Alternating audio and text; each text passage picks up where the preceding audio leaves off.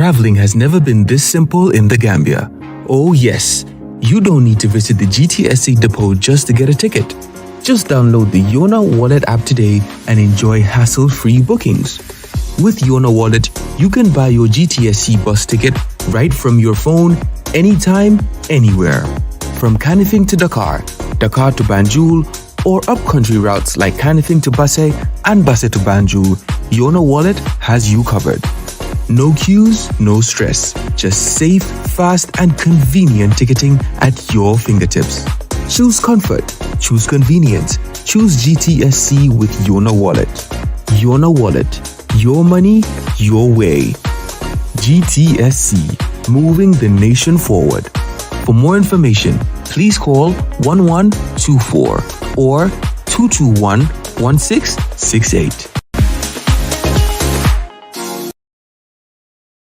Jamano Money Transfer Bureau de Change, your go-to option when it comes to money transfer. With Jamano, you can send money from anywhere in the world to your family and loved ones in the Gambia and be sure the funds will be delivered to them within the shortest time possible. For your convenience, funds sent through Jamano Money Transfer can be picked from all the banks and multiple other financial institutions, including Ajib Bank, Trust Bank, GT Bank, Mega Bank, Basic Bank, Reliance Financial Services, and Approved Services. Visit our head office at Bruceby opposite AfricMed next to Trust Bank Limited or email us at info@jamanomt.com.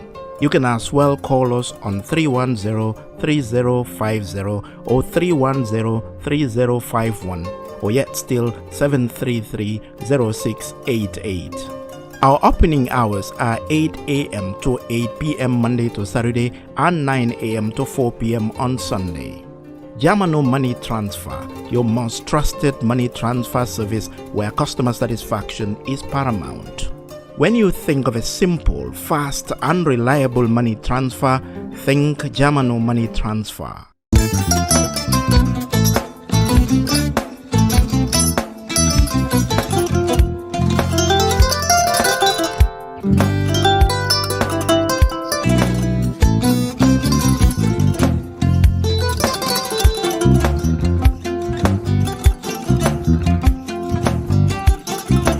I get it. Albaka. Mbaka important. Yo, nga transfer la sto. Ya transfer la sto. Ha, code nyenji. Okay. Nsila ID soto. Sa soto. Sorry. I get it. Bijan bro. Albaka. Mbaka. Bara alla service o tariya.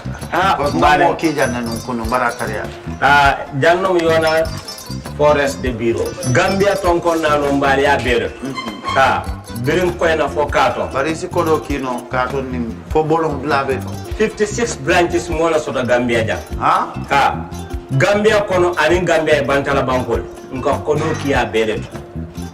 Kodo sifa fo falindiro fo nyaadi lafta memmen na kodi to poto nin kodi maraw. Jannam number 1 di nyonta.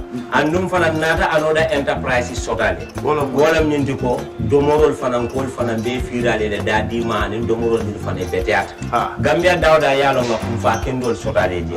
Wo moyo diat. Apelenta ni wo ka ni lafta nyelen kendol e bina. Yalo bu kanyi la ko la baraka ba. Yalo ndel chosano lo. Abaraka.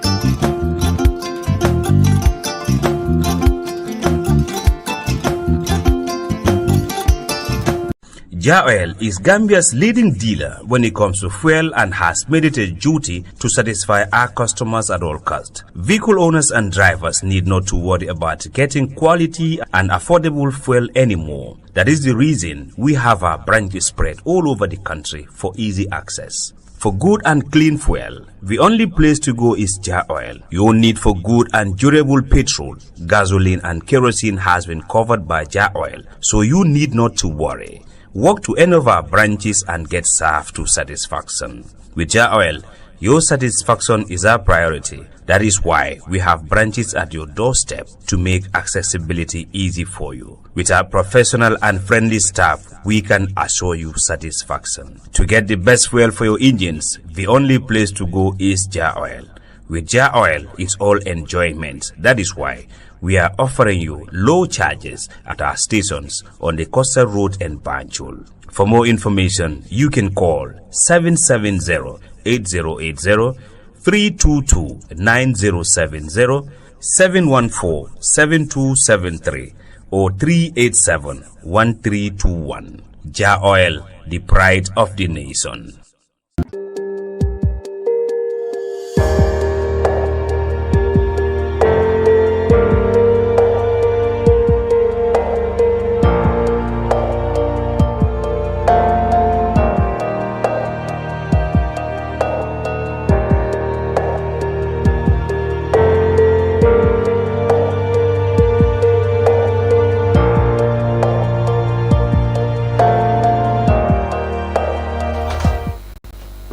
Good afternoon and welcome to the brunch on Kerr, Fatou.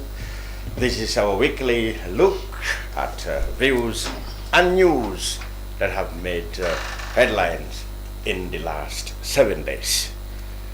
This week, well, I'm pleased to have in the studio prominent Gambian personalities in different field of life in the Gambia. Ambassador Essa Bokar Sey, well known as a former Gambian diplomat, security expert, development personality, who's also a Gambian affairs commentator and political activist, if you like. He is here, and together he is with lawyer Assan Martin, human rights lawyer, and of course politician. Gentlemen, I am most privileged to have you in the studio. Thank you very much, Mr. Cham. Martin? Well, thank you so much, Mr. Cham, for that intro. I'm happy to join my brother here. Ambassador Sey is my elder, I can say that.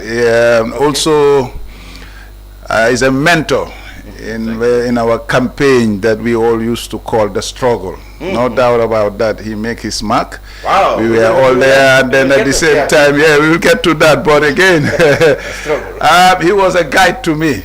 He would wake me up and then say that let's do something really to dislodge what was dictatorship then. But in any way, it's always a pleasure joining you at the brunch here. We've seen there a lot of personalities posed to here.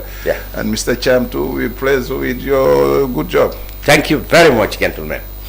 Now, for a start, I will ask both of you individually, starting with you, Assan Martin. Since you foray into politics, this time I'm talking in terms of seeking for election.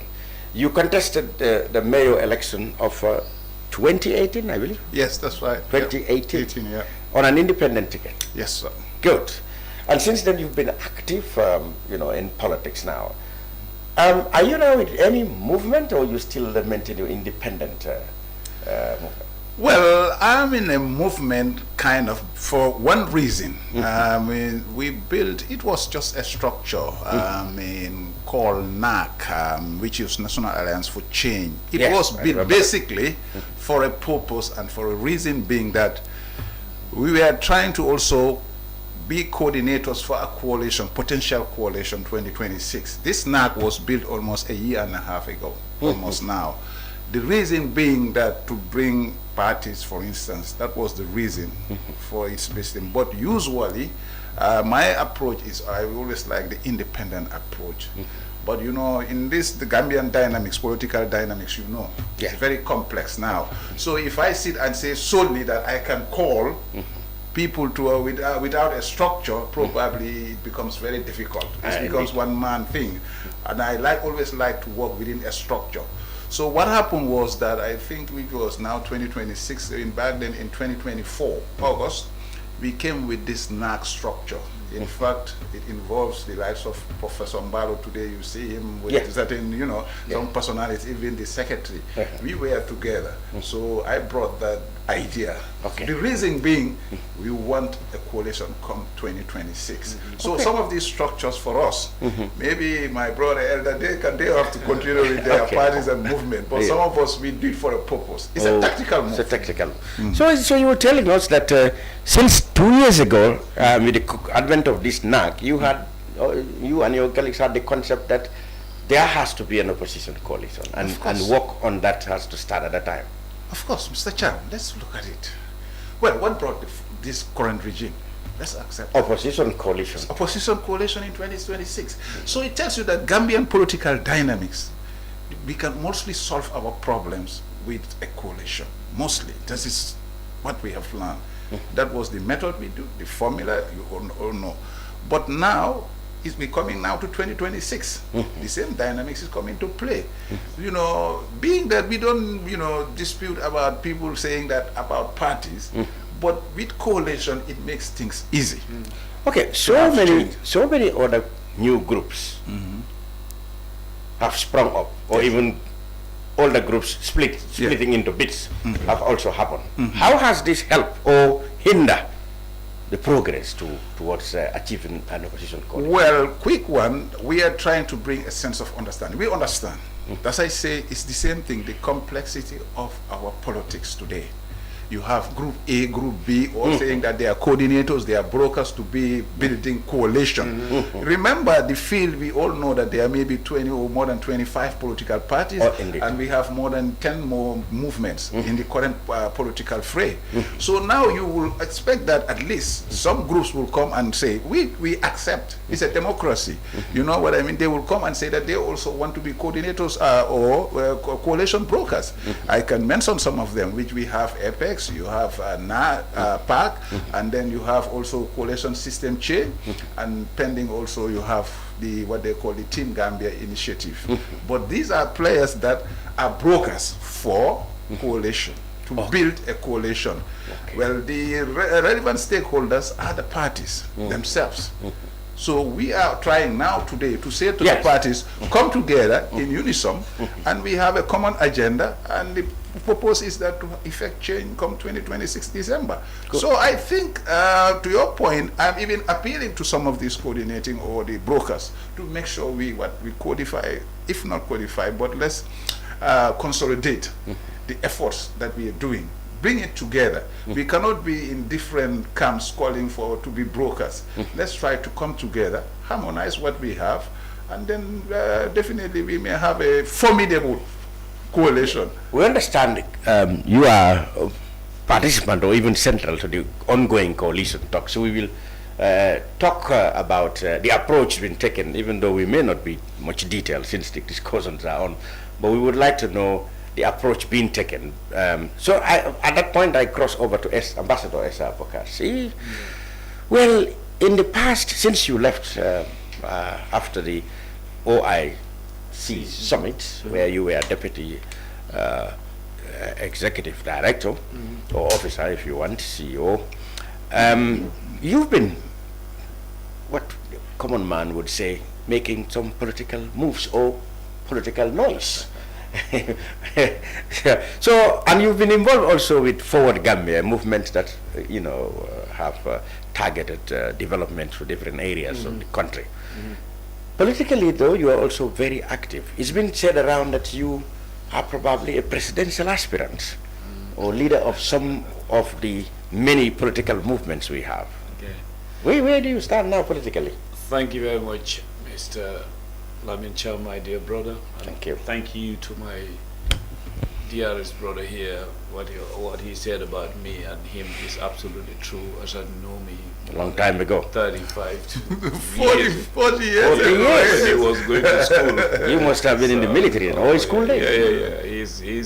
He's been with me. Many people don't know, even when we were in the quote-unquote struggle. I used to make him laugh. I said, Assan, don't call it struggle. When you used to... We admire his radical, yes, when he used to record those very powerful messages. Yeah, he used to, Assan, don't call it struggle, call it resistance. I told him in Wolof, he would laugh at that. Struggle means fitahu.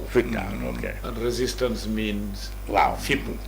And then we will laugh over those things. That's right. Well, anyway, coming back to now.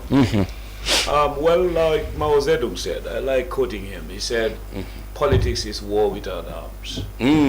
So many of these people, I used to make one statement and I laugh when I do that video. I said, I would prefer those who believe that they are seasoned politicians to look low upon some of us, because that will make me struggle more for them to know. Because if you combine these two, diplomacy and security, you can be a very strategic politician. You know, because the way we see politics in the Gambia is still folklore. It is still the same routine. People will tell you nowadays, this person is very good at politics. When actually the smartest, the most educated, the best strategist, they wouldn't know that they are good at politics, because for them politics is more of fanfare and folklore, drumming and dancing, inducing people, running around, giving them jerseys, giving them manners. But, well, I looked at the scenario and I smiled to myself. I said, okay, the best way is to meet the person in their own game. Because there are people who design games and design rules. But if you see them design a game and you design a rule, well, okay, there are so many cards in the world, right? Some people play Marias. Some people play Crazy Monopoly. Some people play Monopoly. And some people go to Las Vegas, right? Yes, but they're right. still using the same card. I said, okay, I will take the card and use it in another way. So I looked at the whole terrain and I said to myself, what people do not respect is that the beauty of democracy is difference in political opinion.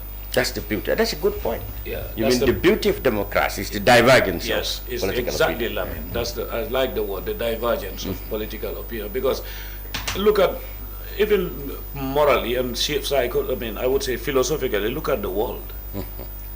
I mean, you go out, you see a tree, you see the sun, you see the sky, and then they say nature is beautiful. Beautiful. But absolutely. nature, is it that much unified? No, it's different. That's it. So then when it comes to Gambian politics, some people, when I was at the OIC, I left.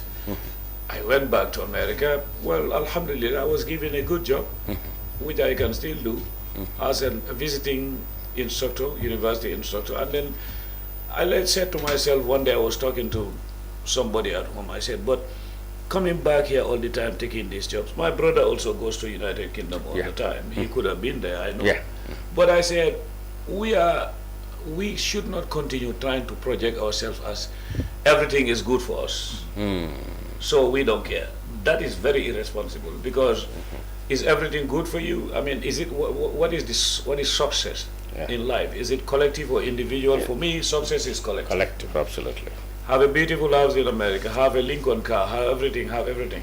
But I will call home and somebody in Kunta, one of my uncles, will tell me that today I did not eat, and then the wind came during the rainstorm and took away my roof. And I still believe that I feel good? I don't think so.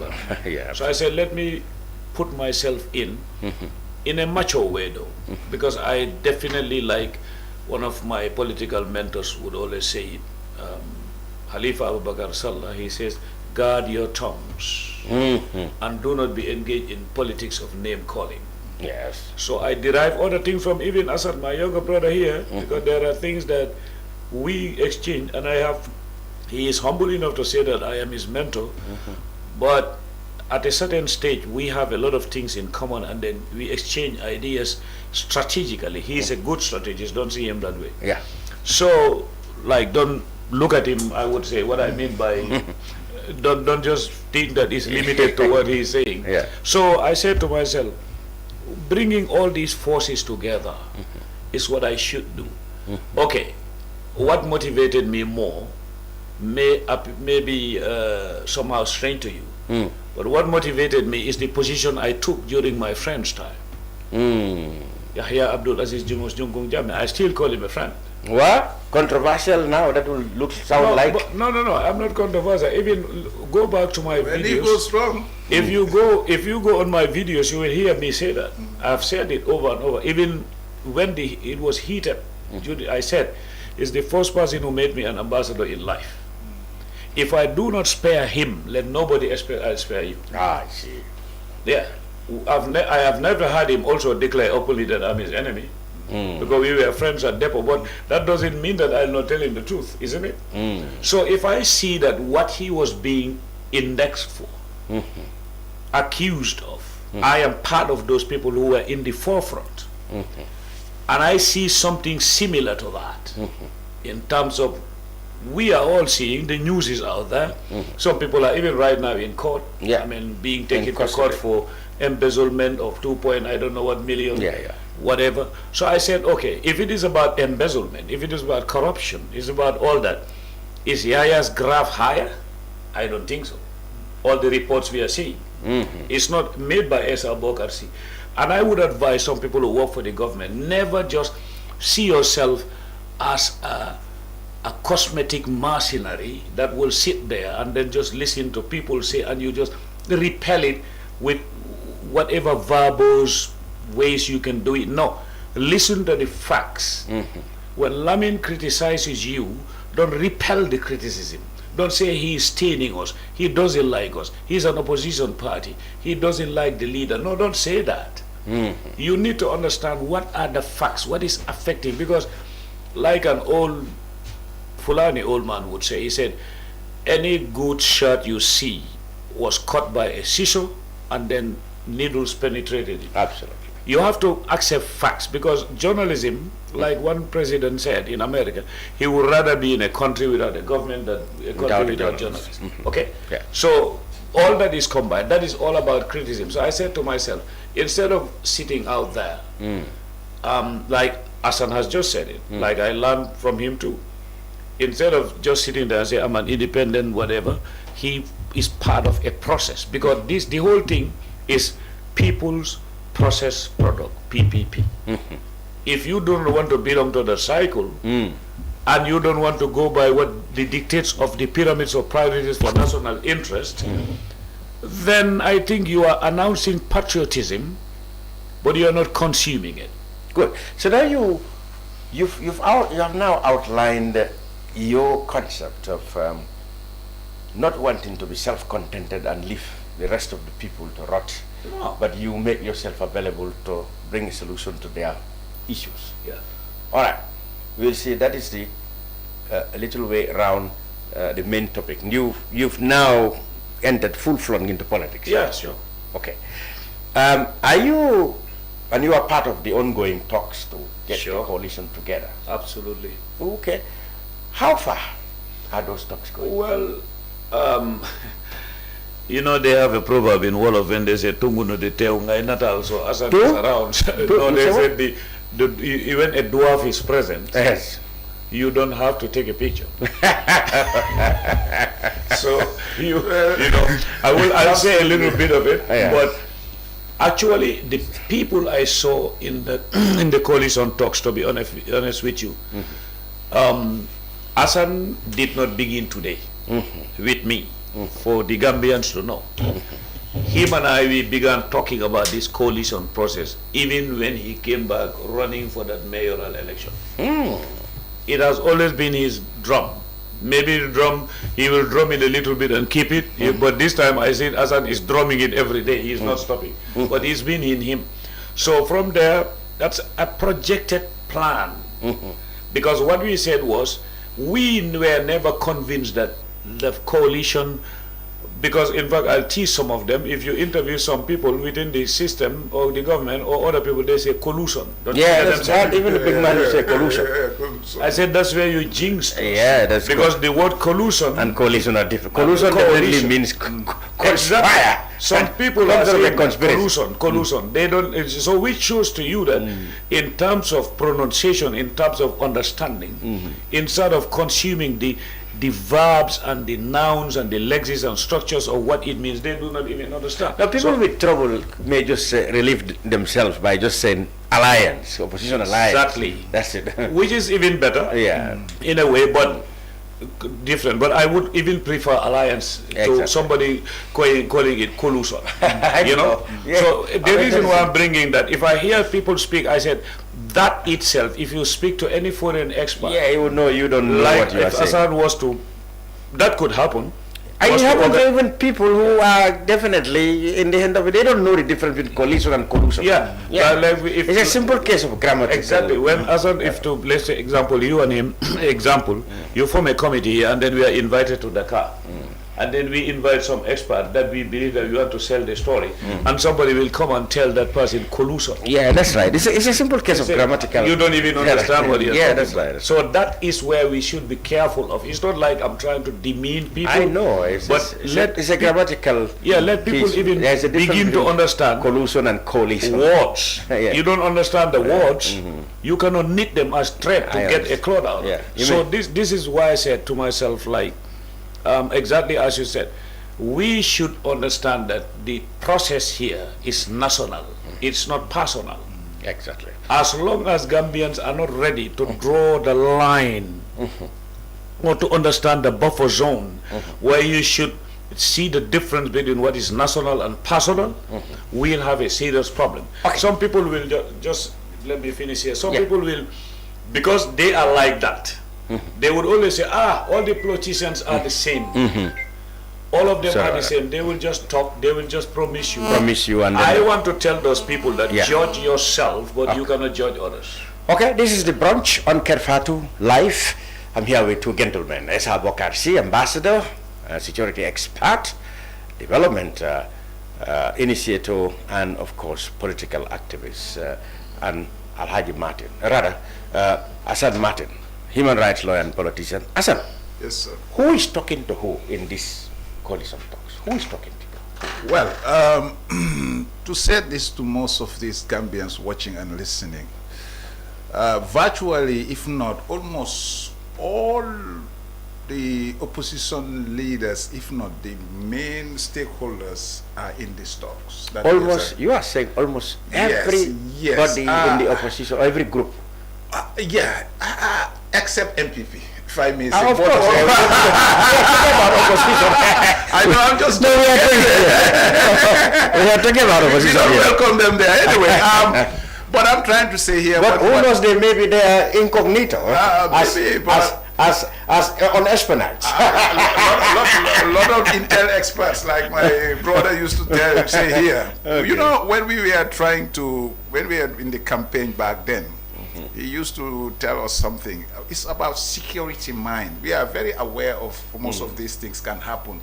Some people come in, they peep, some people go, you know what I mean? These leaks are, we are mindful of that. In fact, we are drafting a confidential code. That's the state what we are, to adopt those confidential code to make sure that these stakeholders, when they come, let them respect. Okay, let's go back to who are in these talks? Yes. If I say, to mention, I can say, who can I exclude here? Some few members are out, but almost so all these groups, unless you want to mention a party to know, are all there.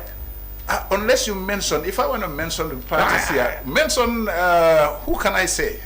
They're not here. Okay. Yeah. Okay. What happened is that these latest talks, we have parties coming in and out, but they all respect this process, put it that way. Already we see that there are some parties that belongs to different groups, like I told you before, the coordinating groups. But for this one, I mean, who can I exclude? Maybe some few other people, movements, but for parties, everybody's there. Almost everybody is there. Even the non-alliance. Yes, they came in, and later on they were out. There was a lot of, let's say, on the fringes controversy about their involvement. No, they say that they are on instructions that, you know what I mean, they should be out for now. But I think maybe in the near future, things will sell itself, because maybe some people are playing, that, there are my card on my chest game. Anyway, but I can't say that unless you want me to start mentioning. No, I don't want that. At least put it this way: 95, if not 90% of the opposition parties are attending these talks that is currently going on. Okay, the talks is now 3 weeks old now, isn't it, or more? Now today is the 4th week. We are in the 4th session. Almost a month old. Yes. Well, I mean, for people who are monitoring, would say, well, looks like a lot of progress, because of a lot of progress. Coalition talks. I mean, everybody scatters on the very first day of the talks. Yeah, but when you make calls at the four stages, normally parties don't come and respond like that. It takes time. Even for some of us, we have to come in the 2nd week. You understand? So, I mean, as it progresses, people are getting on board. Groups are getting on board. That's what I'm saying. And right now, if you mention to me, any political party in Gambia right now, I represented in it. Yeah, unless I was talking to my one brother, council, which is NUP.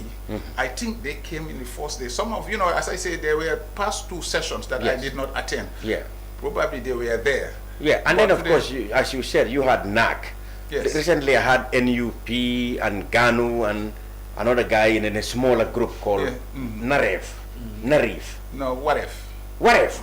I think it's Narif. No, what if is a I think it's Narif. They call it Narif. Narif. I don't know about Narif, but I know about what if being a movement. Okay. No, Narif has just been, it's a block between NUP, I think GANU and some other. Okay, yeah, maybe, these are things that, but all what we want is that we want to consolidate all these efforts. Sure. We cannot be here and there. No. Listen, I mean, like my brother say here, it's all about coalition building. Can we come together? Can we unify our efforts?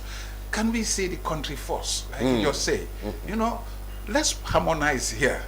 If I, with my group there, some others with their groups there, then we are sporadically all over the place. Then that is a win for the incumbent, knowing what the Gambian political dynamics is. So where can we harmonize? Where can we talk and come and talk, like you just say?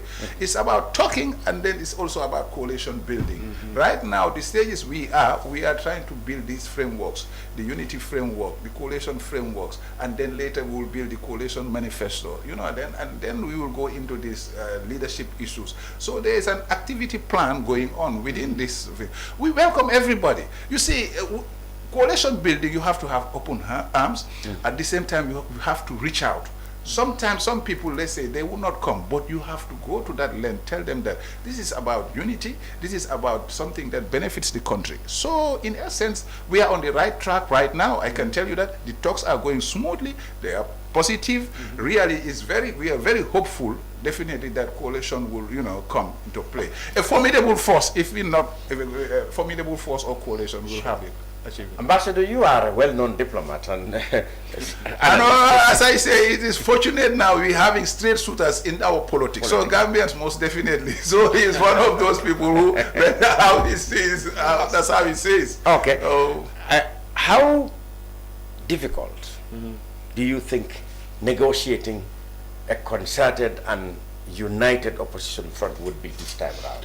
Because even the players in the past, okay, there were not many players. Okay, there were, but then, they have been around for long, they know each other. And then there was a circumstance which people think might have compelled them together. There was an operation, some of sectors of the opposition were in prison, stuff like that.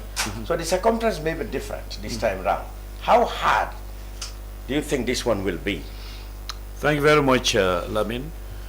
I want to begin with one thing you brought in, then I'll come to that. Yes. Okay. About the incognito and all this stuff. Yeah, I mean, we were saying, Martin said, only NPP is not there. I said, I don't expect them, unless they come incognito or on an espionage. I think my advice to anybody who is running a structure called a government, and then you have structures that are legal, and then they are there to maintain checks and balances.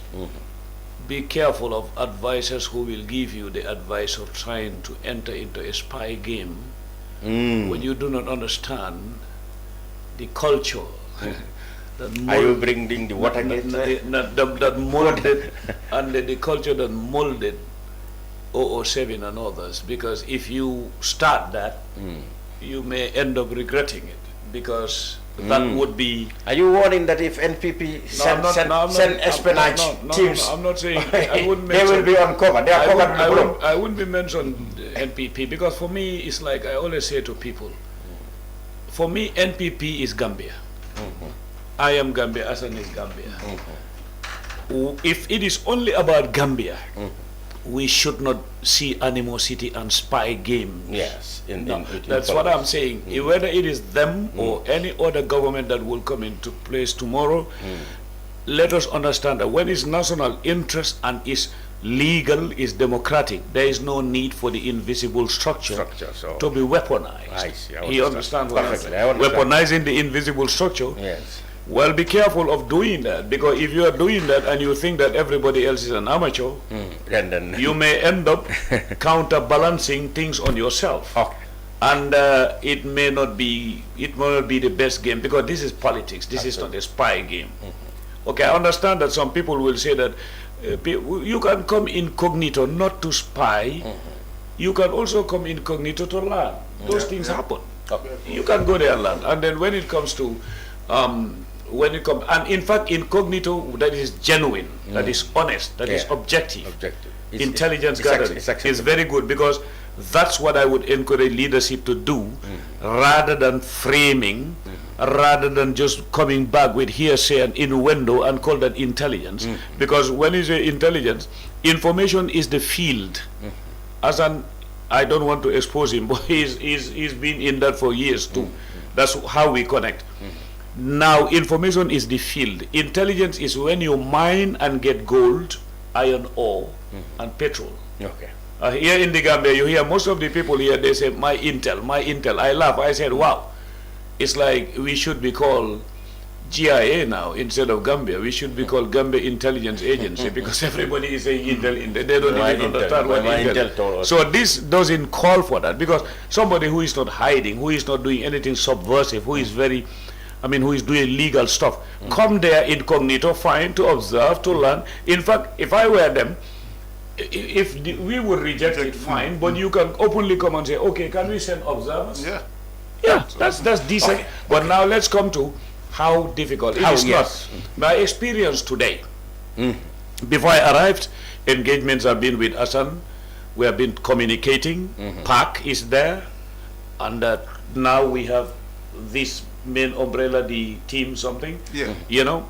So, but the whole thing is that I am encouraged, because I see structure. You see, Lamin, institutions, once they are there and structure is the food, okay, and principles is the engine, it will go.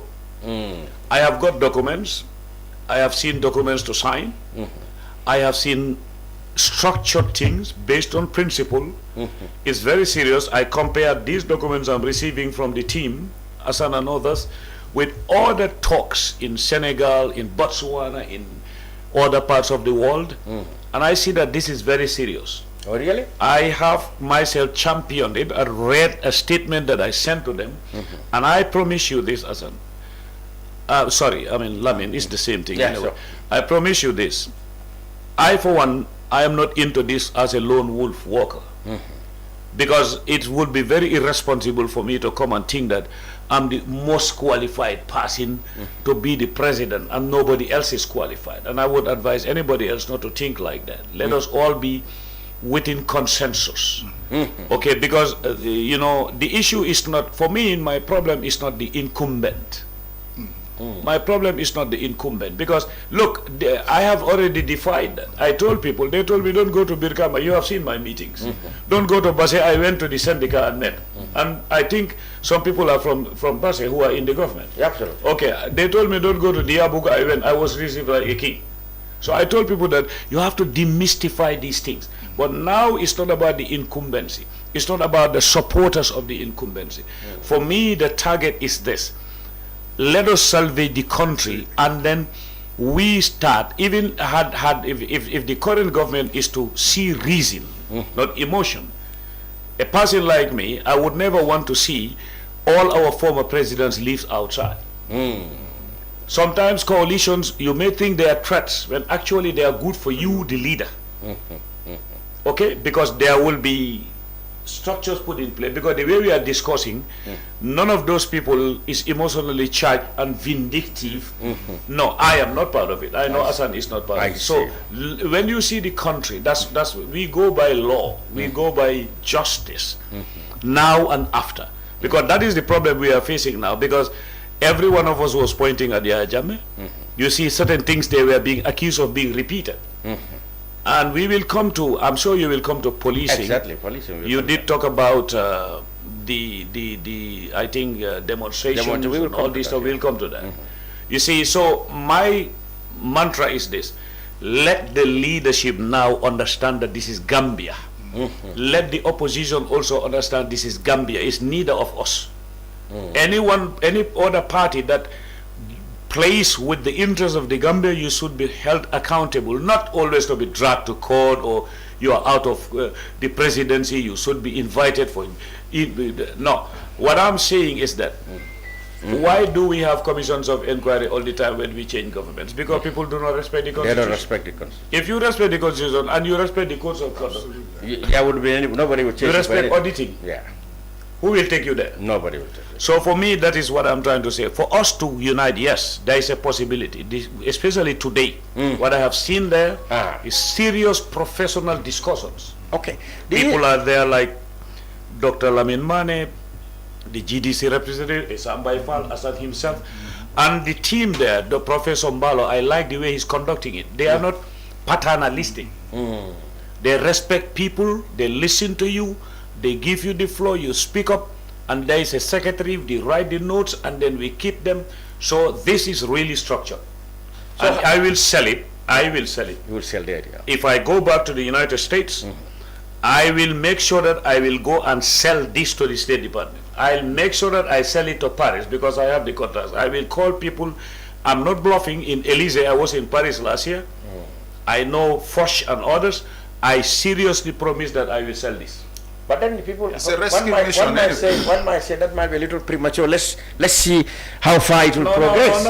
No. What I mean is, when I say I will sell it, it's not only about what we discussed today. I mean, I sell the mindset that the politics now here is not about individuals. It's not about personality cult. Nothing is premature when it is good. Okay, diplomatically speaking, because if I sell the idea that there's a possibility for Gambians to come together to form a coalition and it has started, well, you will see that it won't die because you will find that, okay, people will say this is very serious. Because the people I met, when I came to the country, I met Khalifa Ababa Sallah for 3 hours. I have spoken to Lamin Mane, elder brother, briefly.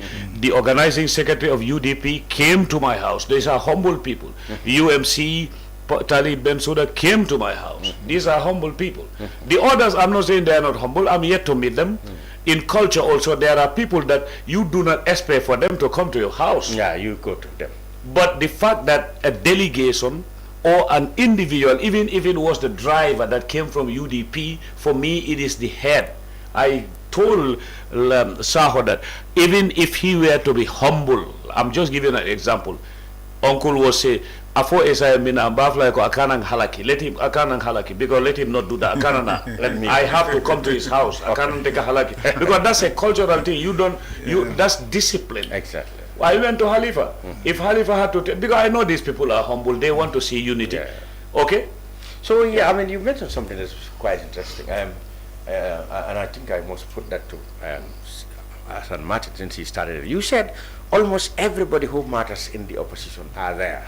Yeah, which is very promising. Okay, you actually restrain yourself from naming names because But okay, I will do this. The big wigs are UDP, DOI, GDC, how to call it now UMC, NUP, and all the rest. All those are there. Yeah, we have all of them. As I say, the players, the stakeholders are there. Now, it is a matter of us coming, like what my brother said here, it's a matter of us coming, bringing the ideas. The idea is, like he mentioned, unity for a purpose. Okay. And let's go straight to the point. I mean, the anxiety that supporters of opposition have, and the criticism of the supporters of the governing party is that, well, let them talk. They will be talking about everything, but the elephant in the room will be who will lead. Once they get there, they scatter like cats. The process will dictate. How optimistic are you people that when you get to that sticking point, you won't split like cats? Well, from the spirit that we have, my brother here also was in the session. We just left the session to come to this. What is going in there? almost everybody is seeing country before our individual parties or movements. That is promising. Everybody now, we are looking at how to build a framework that is going to base on unity, as I say, to achieve something. It's about what he mentioned, a rescue mission for this country. We all know the stakes. Today, if we are to discuss the institutional failures, what is the governance and all those things, well, we will be here from the day to, whatever. However, what the spirit we have in that room is that it is time now for us Gambians, like he mentioned, for us to step up to see how we can salvage this country. We see what is happening now. If I just take an institution like the immigrations, the passports, the ID cards, everything today, even to have a metal number plates are even a problem in this country. Definitely the governance is going down. But the spirit in that room, the discussion is going on, the modalities are moving. We are trying to build the formulas. Like I say, it has to be stage by stage. We will reach to there where you say, like the elephant in the room, it has to be discussed. That's why we have some of our expertise. That is, at least if we can negotiate, if we can discuss, some of us will mediate. That's why I'm in the mediation team. It's not about, like he just mentioned, about my own personal individual. Let us not be obsessed with the presidency. That is what I want politicians, the appeal I have with our politicians. Don't be obsessed. There is a win-win situation here, and we can salvage the country and try to put it in the right path, because the things are going off the tracks now. The governance, if I look at my commentary, so one or two people will say, oh, okay, the problem with these people is they will discuss. No, we know. Carry people's hope. Yeah. Last minute they come to discuss. No, it's all about one man. We all know it's about one man, but we can have compromising or consensus to have a leader for the opposition. This is where we are. It doesn't matter the party positions. The party positions, as I say, mediation and negotiations will go on. But we need a framework to save this country. That is very important. And if we put our eyes on the ball, that it is to salvage the country rather than to put Mr. Cham or Mr. X as the president, then we are losing the whole game.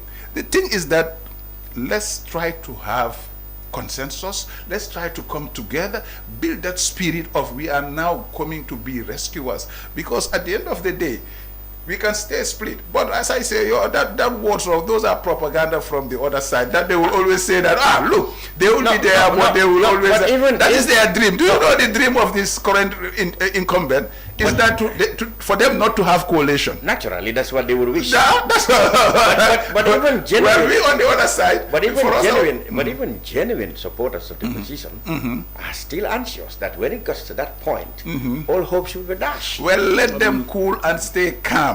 It takes a process. I used to say that coalition building is not like cooking omelette. It's like cooking super kanya. You have there are many elements. Yes, all the elements has to come in. He told me that sometimes, the parables he used, it's for people to understand. Look, let me just take a perspective here. Back then in 2016, we had a coalition under 4 months. 3 months. You see? 3 months. Now we but have then the circumstances has changed, but that's what I'm saying. That's why we are developing. We are developing. Alkana Hauji, Bulen Yakamti. People are on top of what they're doing right now is to make sure we synchronize, we put the documentation, we put the frameworks, and we will come to that. This thing about who is going to lead will divide us. That's what we are trying to avoid now. Yes, I know that. People said this because especially they've seen people whom they thought are virtually irreconcilable. Okay, giving the bitter split or bitter acrimony that had happened in public between them. People, including opposition supporters, are all anxious that those groups or personalities are not reconcilable. Like they are in these talks, those anxieties will still continue. Like you and my brother mentioned here, the divergent views, that is healthy for our democracy. Some of us has been critical, some of us have make analysis which are against this thing. But when it comes to the national cause and we understand the stage we are, it's not more What we have in that room, believe me, I can tell people that the spirit of solidarity is coming. I know that it's a challenging issue when it comes to that, but I believe also that with maturity, like he mentioned also, you know, with cool minds, cool heads, we can come with a win-win solution. You know, the seat of the presidency is not about 50 seats. It's one person. We may understand that somebody will have to. How do we come for 2016? What brought the system? My brothers and sisters, 2016 we have got one person. So I'm saying that 2026 we will also try to get a one person to be there, and then it is up to us to define how this time around we're not going back to the mistakes of 2016, because post 2016, like he also mentioned, alluded, was that things somehow went out of order. But again, that's why this time we want to get it right. The coalition has to be analyzed. It has to be built properly on a proper framework, that at least when we have a change, we not start going, you know, into kind of like falling apart. Okay. So now, let people stay patient. Coalition building needs patient perseverance. Like you know. All right. Let's see this. The governing National People's Party would say, okay, whether or not they have a coalition, we have the candidates that can win this election. And what do they base it on? Our record in office, in terms of infrastructural development, in terms of development of healthcare, education. They said they bring building classes. Some said, I don't know, 10,000 classrooms or I don't know how many classrooms a week, building facilities and roads. Even as I speak, preparations are for inauguration of one road or the other. $1 million for roads and all those things. Okay, they claim that. People themselves see what is now out there. Their records is on referendum now for this current incumbent. It's not only about building roads. Come on, we have this so-called sectoral development. Health, we have a problem. Hospital without medications. Education today, the poor standards of education in Gambia, we all know. So to depend and say that, oh, I'm building a third-class road, that is what is good for the country. When some people, when you look at well, some of these roads we know. I can understand that some of these we've seen is evident that, okay, maybe I have a one first-class road, okay, call it, but this, so is it the AU, sorry, the OIC? Well, thank God, my brother. If I would sit here and other people are taking credit. So I'm gonna come in there, because the government argued myself into taking credit. The government argued that they have put into good use, because opposition will always say, okay, why do you need all of us to applaud you for what you should do? Responsibility to build roads from our taxes, the grants and loans. But the government said, well, we think we have done very well with your tax loans and grants. We have built so-and-so road, we have built so-and-so road, we have built so-and-so road. I mean, I think, Mr. Chan, the challenge for government, you see, I used to take this anecdote that if you are giving a task, let's say you have to, coming into government, you have to load maybe 100 boxes in a container, and you happen to do only 10. You've done something, right? So, but imagine the capacity of losing 90 of those boxes, which you haven't done.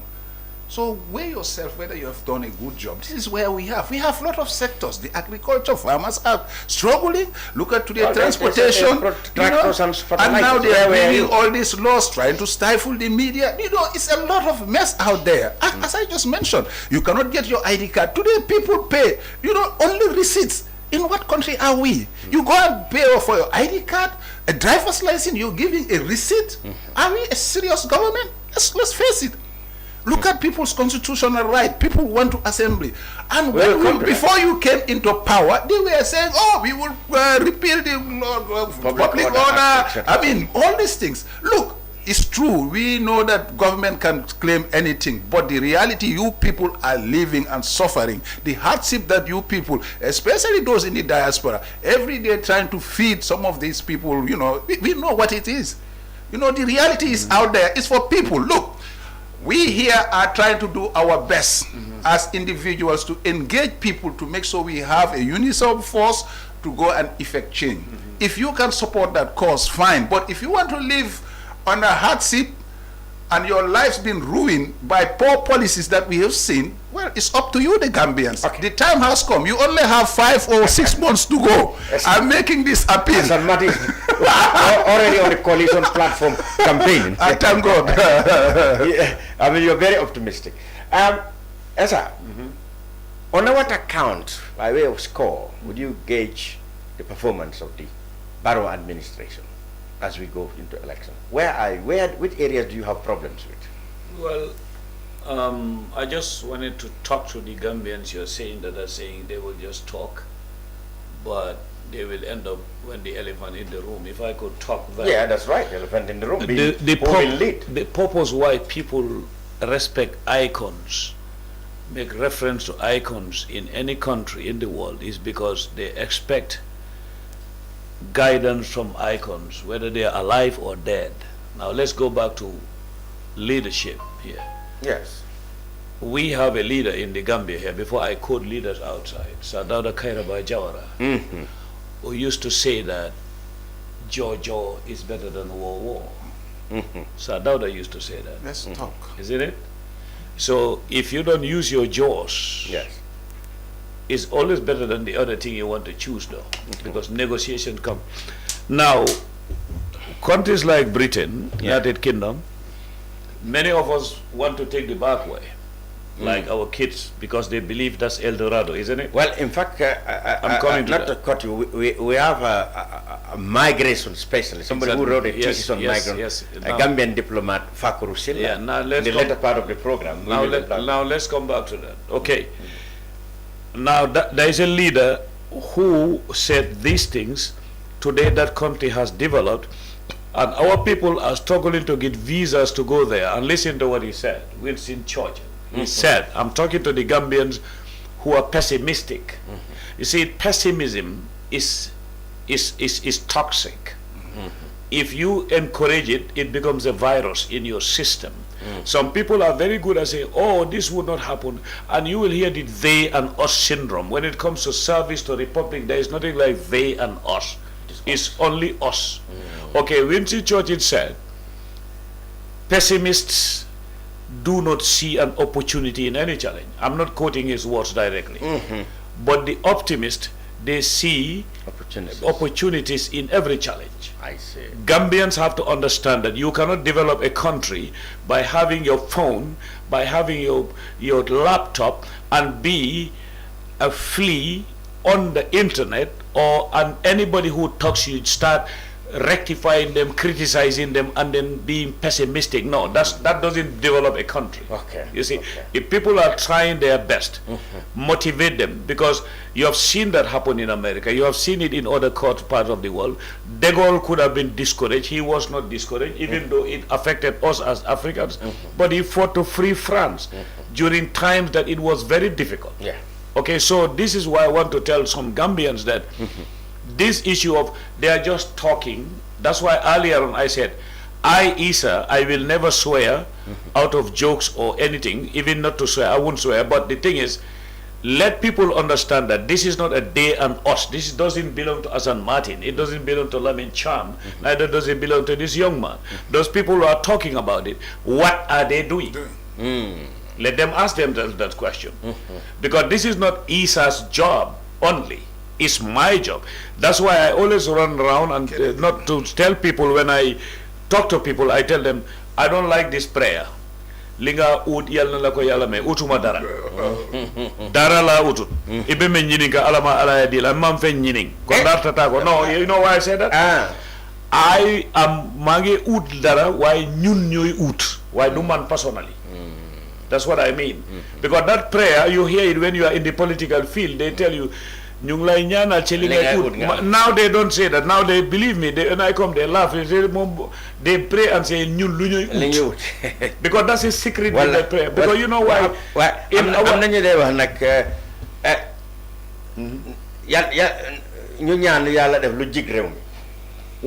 know, all that you hear it. Mandina Lentondu. There is this landed scholar from Kaulak, highly educated, and my family from Tiawan, they say, Dinyan, Sude di daf la jik. Lu gën ci réew mi. Waaw, lu gën. Ñu ne jarul nga wax ko yàlla gënaloo koo xam lu gën ci réew mi yow kay li la war mooy jaam bi bul ne su dee di dafa gën ci yow su dee di moo gën ci réew mi nañ ñaan lu gën ci réew mi waxal yàlla wecci réew mi nga ne pat waaw ñu ngi lay ñaan nga wecci ka fi jiitu nga ne pat yàlla moom xam na lan moo correct ak lu wrong yow bu ko xalaatal parce que yàlla du xalaat ëpp na xalaat you understand this is why during my engagement with the community you have all brought in this topic.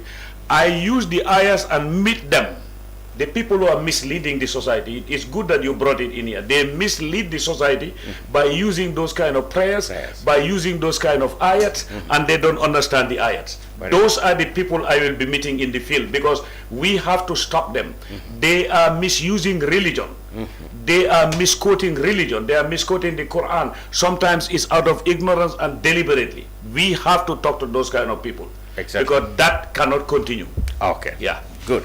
Like just to add to that, like we have some people with the mindset that they say manduma in an institution or manduma no duma wedding guru. That's right.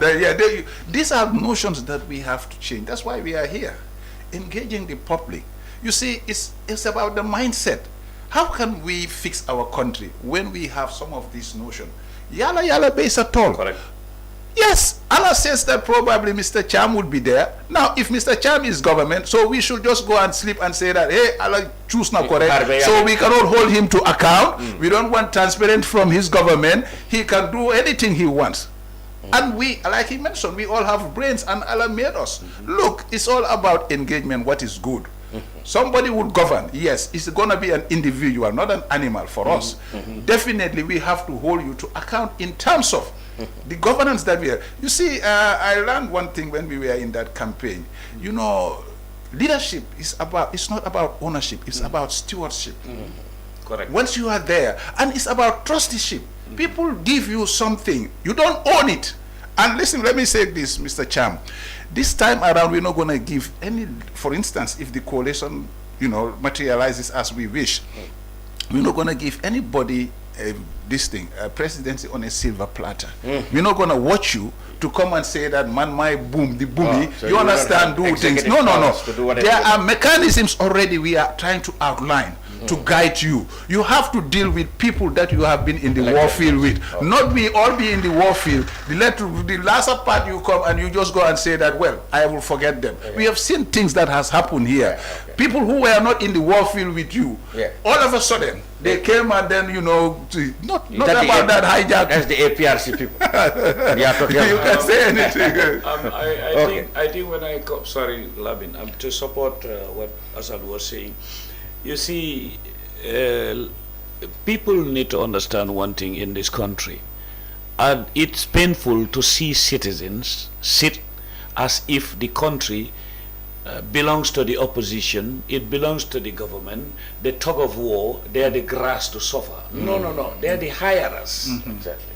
Why would somebody sit on the internet and say, That's a good point. Essa Bokar Sey, do this, do this, do this? No, don't tell me do this. Get your voter's card. If you believe that I cannot do it, don't vote for me. And that's where I was going to end the protest, the arrest of the gala members. You were there, Assan Martin.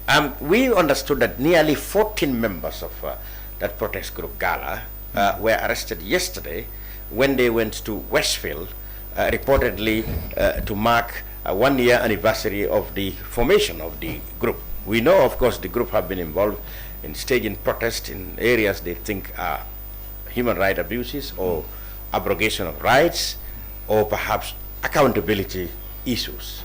We've seen them demonstrated against Pura, floor price. We've seen them demonstrated against the rearresting, most recently, of Usainu Bojang, who was released with his sister from charges of murder. And then also they've also rise in support of one good cause or the other. But then we've also seen them being subjected to brutal high-handedness by the police. Intimidation. So in the recent case, what exactly happened? Well, thank you so much. Very important for people to understand what has happened, what transpired yesterday, leading to the arrest of almost 14 gala members. Well, you know, everybody knows Gala's mission. This was young people that believe in a cause. It happens that over a year ago, we know about this issue of the assets that we have forfeited from the former president now belong to the state. It belongs to all of us. How the sales happened, this was the problem for everybody to understand that government must be, you know, account for that sale and they must be transparent. This is what brought Gala to the fore. Now, after 1 year of this Gala establishment, now they want to go and celebrate an anniversary. And now what happened yesterday was that Gala went and applied to rent a certain public premises, and people must know that the premises is where the monument. Monument, which we all know that every other day people are having their events there, celebrations, tsunami, whatever, you know, you have this, you know, gold sales and everything. They happen in the monument. The monument is a public place, controlled and managed by KMC. You can go and rent it. I can go and rent today the monument and have my, you know, ceremony of whatever I want to do. This is what Gala did. They did not go into the monument to protest. So they were granted this application in terms of what? Rented for the day. In fact, KMC, according to the letter we see that was written, they give it to them free and ask them that you can take care of the cash power business. This is what happened. So Gala was there in the monument to celebrate their occasion of 1 year anniversary. All of a sudden, they found saw that some police officers came and arrested them. It's about that usual suspect thing again. As I say, we must stop these targeted issues. As long as the guy is on the right course, please allow them. Fine. After being what arrested, did the police explain? We try to well, get them. I'm coming down with that narration. Yeah. After they were arrested, at first almost 8 of them were arrested, and they were taken to this police station somewhere in Kairaba. Well, the explanation is that they couldn't even explain to us. They just arrested them. Some of us, the legal personalities, we went there. I think my brother, Dabo, myself, and another counsel, we went there and we met the police and, you know, asked them what has happened. But they cannot even tell us what has happened. Was it an order from top? It's usual, as I say, it's always the usual way that they do business here in this country. But here is the thing. We have to face it, and some of these things we have to make sure people understand. We enlighten new people. Look, we cannot subject ourselves to this. It's almost like dictatorship is creeping up. What is the problem of me today having an event in a closed door area or in a closed public premises? If I was to have my event being a press conference also, do I need a permit for it? How many times do we see the incumbent having events in the State House? Do we have, look, what is good for the goose is also good for the gander. So you see this thing as a serious violation of their rights? Of course, and then I am also appealing for all Gambian youths to stand in solidarity. Listen, if they do what is right, where are the members of Gala right now?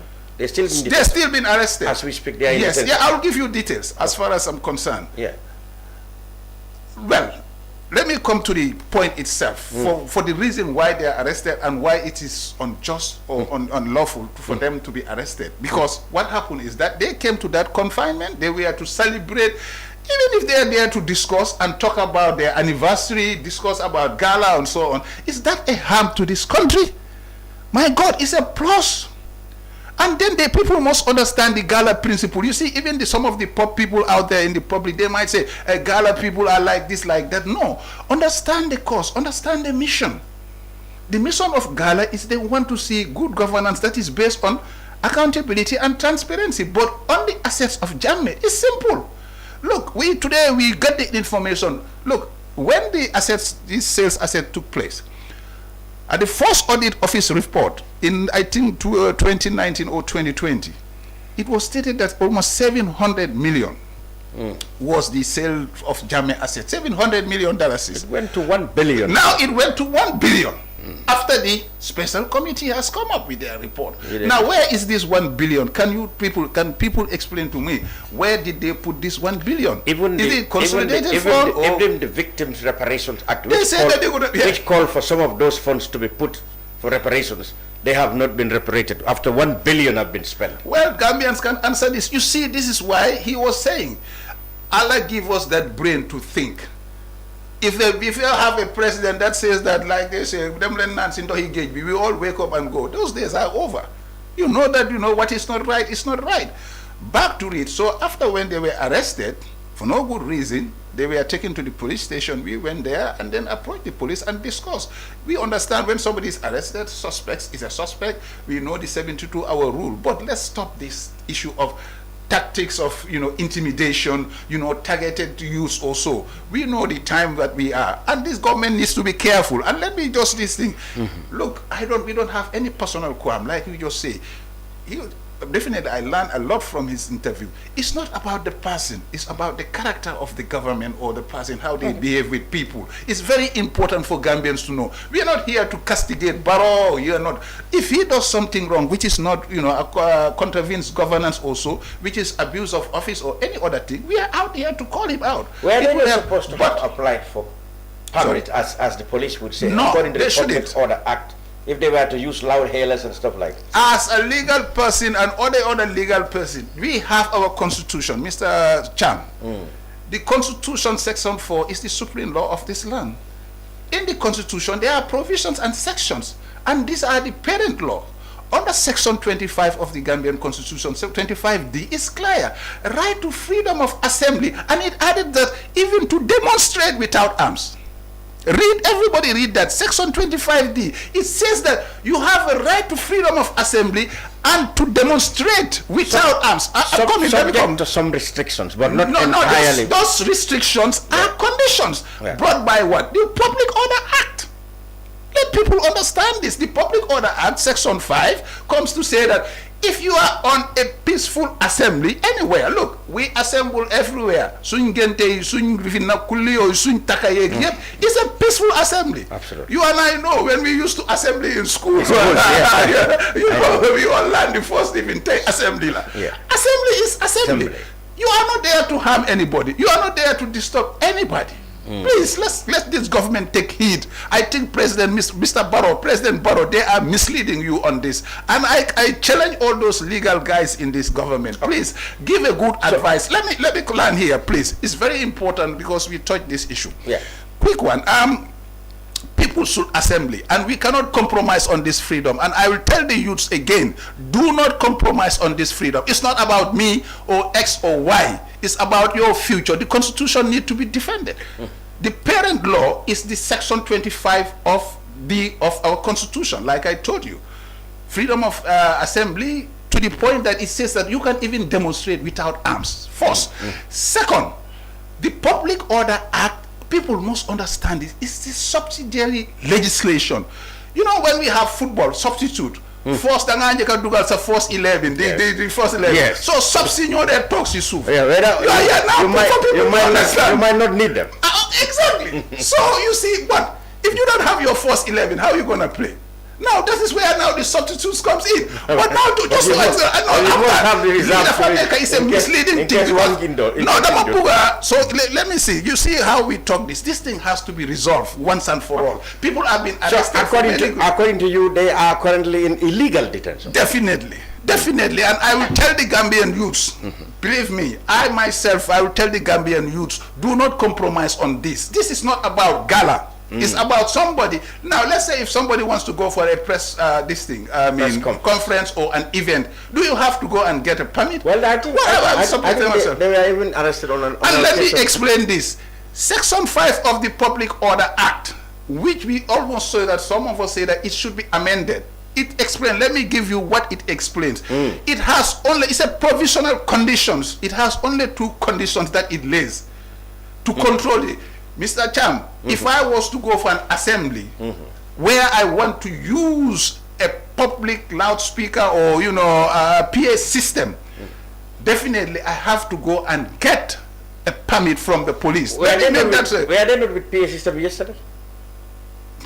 But in a confined place, I don't think so. There was no PA system. But in a confined, assembly, I mean outside being on the road. Secondly, the provision states that Section 5 of the Public Order Act. This was a 1961, ordinance, which was 2009. We later, amended to be a part of our laws. Yeah. But still, it says this is just a guide. Okay. Secondly, it says, let me give the second condition. No, for people to understand, because people need now to be we've got an enlightened. idea what happened according to No, the last one is that if Gala was to go on a possession march, moving from Westfield to Senegambia to this thing, because you will be dealing with traffic issues. Definitely you need again a permit. We don't want to subject our lives where every move. Last time I heard that people were this thing to go for Mr. Halifa Sallah, whatever, you have to go for a permit. What are we in a state of? This is what we fought. We didn't fight for this. When they wanted to persuade him to come back to politics. You go to your house. If I was to call for a musician in my in my own compound, do I need to go and start getting a permit? How many times do we put PA system within our confinement? The Zimbas, and I don't think we Gambians do not just too close. Gambians do not joke with it. The youths be ready. These Gala people, they are illegally detained, and then we are calling for the immediate release. You can put on headlines. We are going to put on an immediate release.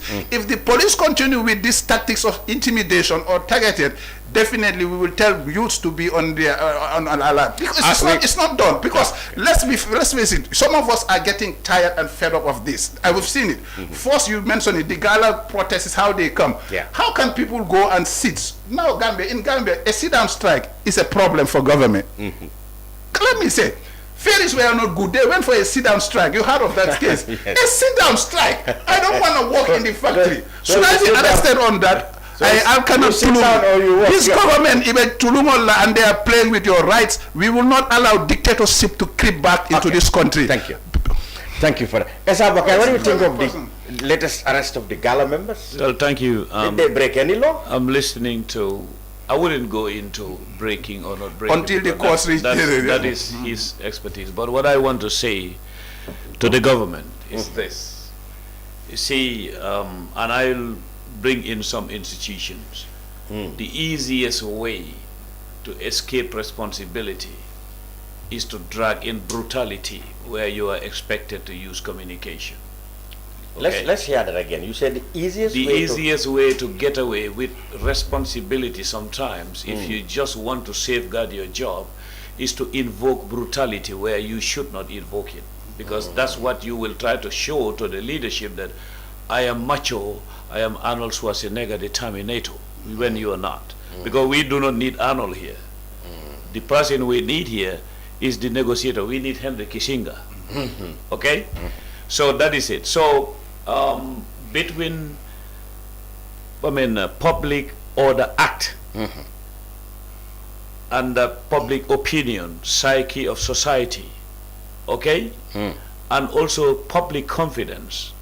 The leader himself, I'm talking to as a brother, to need to understand that the tomorrow of every leadership it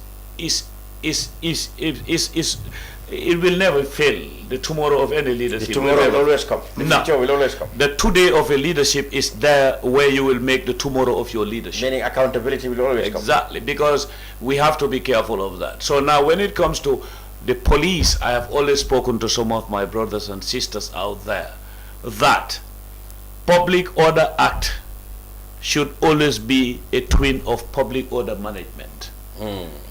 You have to organize refresher courses.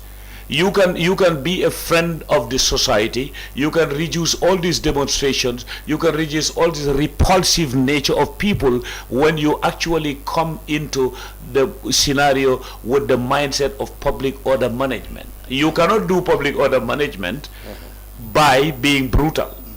You can't do that. You see, sometimes putting on a uniform and then you go and negotiate with people, talk to them, and make them understand the law without it being confrontational is what power is. That is what maturity of the law enforcement agent is. The power of a law enforcement agent is invisibility and maturity. You see, because and deterrence. Yes, deterrence. Yes. Because I hear them quote so many D's when they are speaking here, but acronyms do not maintain order. We can all swallow acronyms and come and use them on televisions, but I always say this: the power of the invisible structure. He knows what I'm talking about. They should give them the presidents to be leading. These kind of things, I've said it, you could have had people in suits.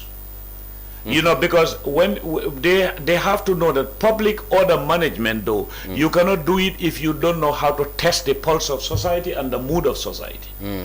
These kind of things, you need to send invisible structure agents who will come. Of course, we have to maintain order in the country, but you can do it without being brutal, because if there are agents on the ground, let them check the mood of society. Let them test the pulse of society, and that's not done on the day itself. The people who made you believe that there will be a demonstration, gala is coming, after they have taken permission, those must have been agents of the invisible structure. Whether they did it or not, that's what their job should be. But the reports being sent, the texts being sent, the phone calls being made should always represent the facts. Paranoia is very dangerous in you see, because democracy, the easiest way for a brutal police officer is to represent brutality, because that's what they will know. But democracy is not easy to police, because you have to understand that when people are coming to gather, you should know the information, because that's not spying on people. That's the job of the invisible structure. Are they respected? I don't know. Invisible structure in your balance, security balance, means the secret service. It means secret service, or it means secret agents. Exactly. Because they can help maintain democracy in a very decent way. They can very much help. I don't know how much they are being respected, but my appeal to those people is the police also to be leaving them to do that gap, to go and check, because if you know that this is not out of control, there's no shouting and jumping and saying that the government will not dominate, that is not out of control.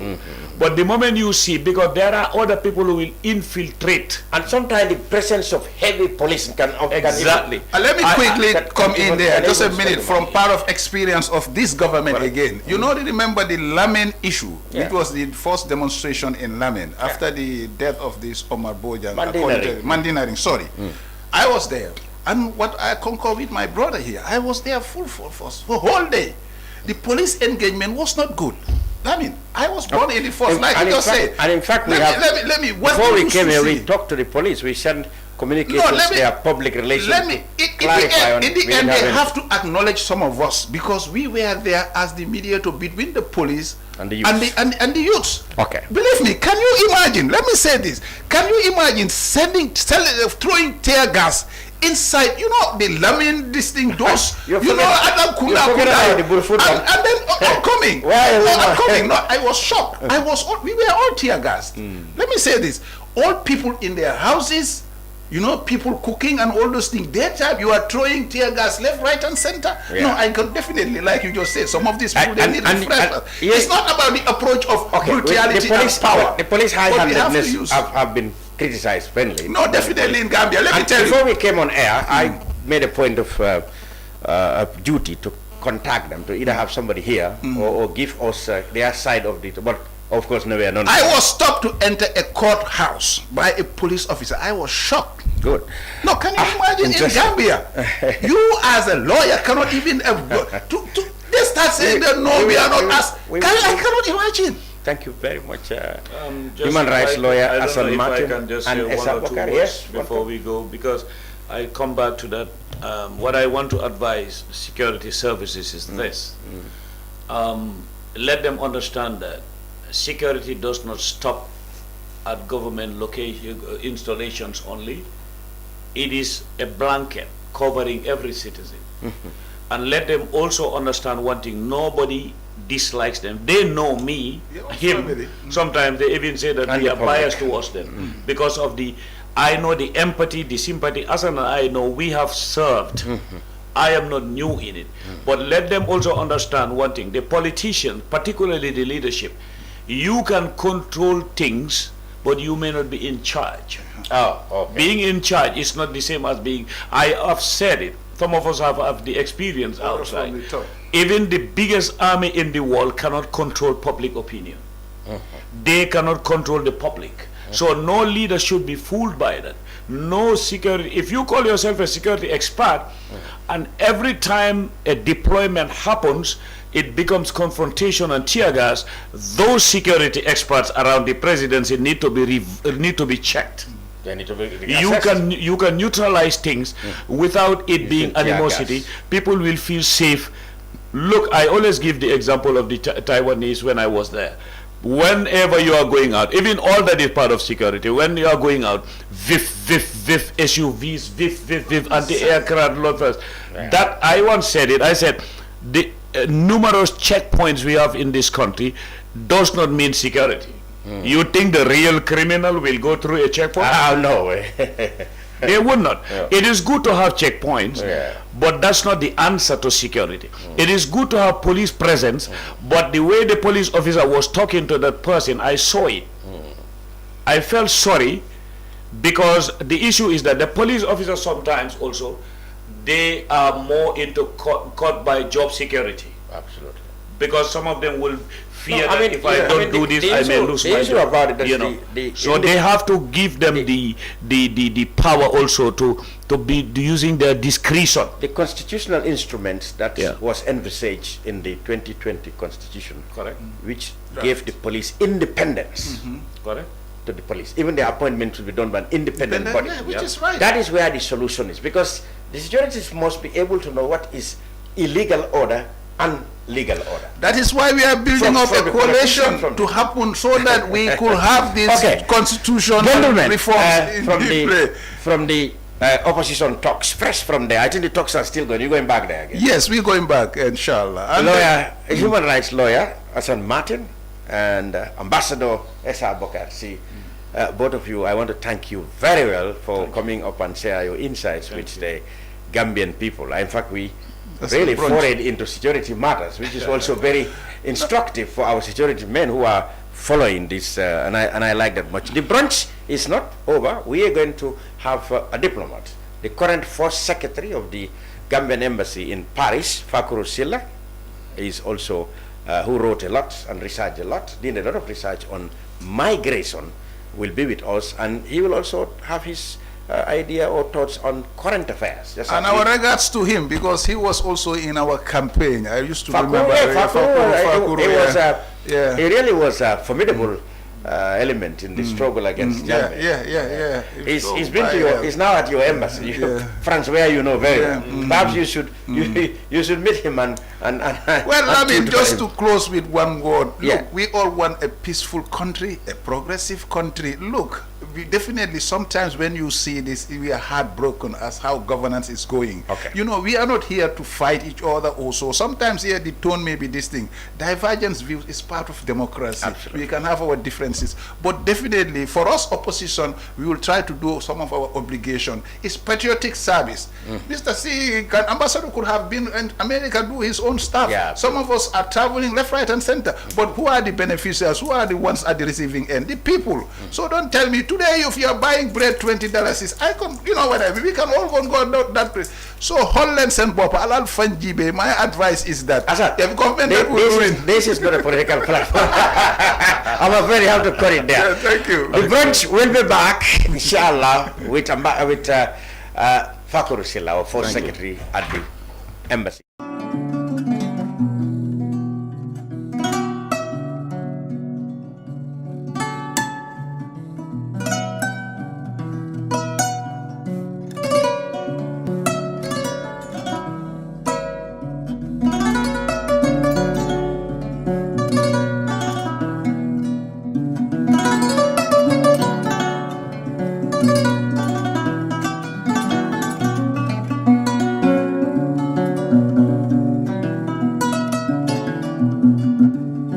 Traveling has never been this simple in the Gambia. Oh yes, you don't need to visit the GTSC depot just to get a ticket. Just download the Yona wallet app today and enjoy hassle-free bookings. With Yona wallet, you can buy your GTSC bus ticket right from your phone, anytime, anywhere. From Kanifing to Dakar, Dakar to Banjul, or up-country routes like Kanifing to Basse and Basse to Banjul, Yona wallet has you covered. No queues, no stress. Just safe, fast, and convenient ticketing at your fingertips. Choose comfort. Choose convenience. Choose GTSC with Yona Wallet. Yona Wallet. Your money, your way. GTSC. Moving the nation forward. For more information, please call 1124 or 221-1668. Jamano Money Transfer Bureau de Change, your go-to option when it comes to money transfer. With Jamano, you can send money from anywhere in the world to your family and loved ones in the Gambia and be sure the funds will be delivered to them within the shortest time possible. For your convenience, funds sent through Jamano Money Transfer can be picked from all the banks and multiple other financial institutions, including Ajib Bank, Trust Bank, GT Bank, Mega Bank, Basic Bank, Reliance Financial Services, and Approved Services. Visit our head office at Bruceby opposite AfricMed next to Trust Bank Limited or email us at info@jamanomt.com. You can as well call us on 310-3050 or 310-3051 or yet still 733-0688. Our opening hours are 8 a.m. to 8 p.m. Monday to Saturday and 9 a.m. to 4 p.m. on Sunday. Jamano Money Transfer, your most trusted money transfer service where customer satisfaction is paramount. When you think of a simple, fast, and reliable money transfer, think Jamano Money Transfer.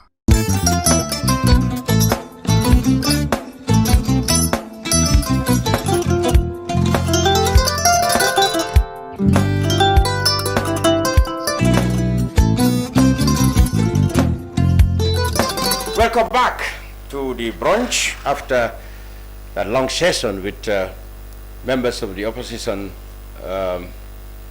alliance talks at the Senegambia Beach Hotel. We continue the brunch with more perspectives. This time I'm pleased to introduce another diplomat, yes.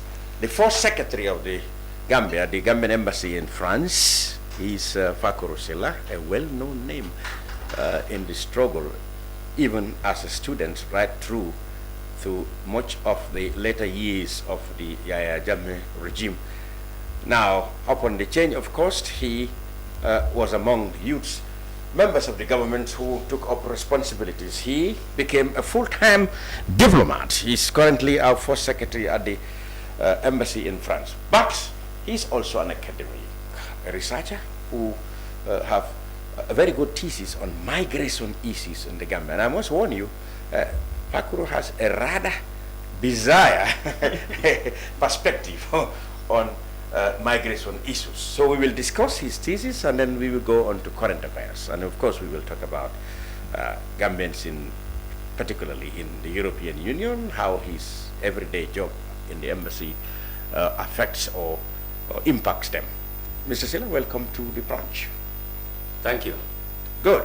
Facuru, people will say, wow, where has this man been to since the last 8 years or so? Take us through, immediately after the elections, you came back, because you were here at the time? No, I was always here, okay. Only that at some point I was working in Senegal, but yes. not abroad. Oh, well, Senegal is more or less... I kept coming back. Okay. I was not among the fugitives, so to speak.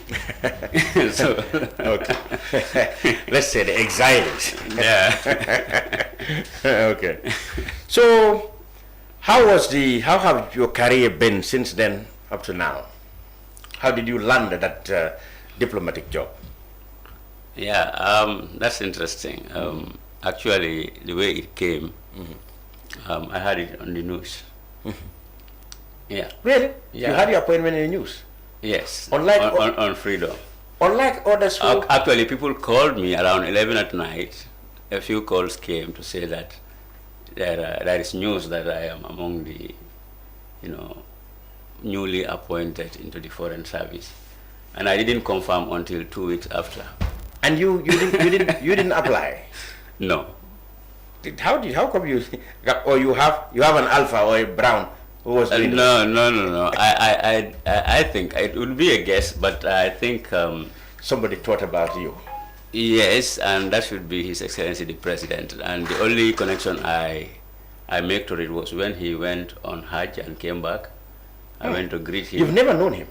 No, I knew him before. During the campaign, I knew him. Oh, when he was nominated, when he won the elections at the convention. Okay. I think just the next day or the next few days. Oh, really? I think it would just be the first 2 days I went to see him. Okay, but not before. No, not before the convention. No. Okay, and you know. All right. So when he came from Mecca, I went to greet him. Okay. And in that greeting, he asked me, "Did you get your letter?" Oh, so really? that's the connection. That's the connection. Because as I said, until 2 weeks after, I didn't try to confirm whether it was true or not. But I was chatting with an elder friend who called the Foreign Affairs Ministry, the permanent secretary, Wan Joguba, who used to be there and who was his classmate. Yeah.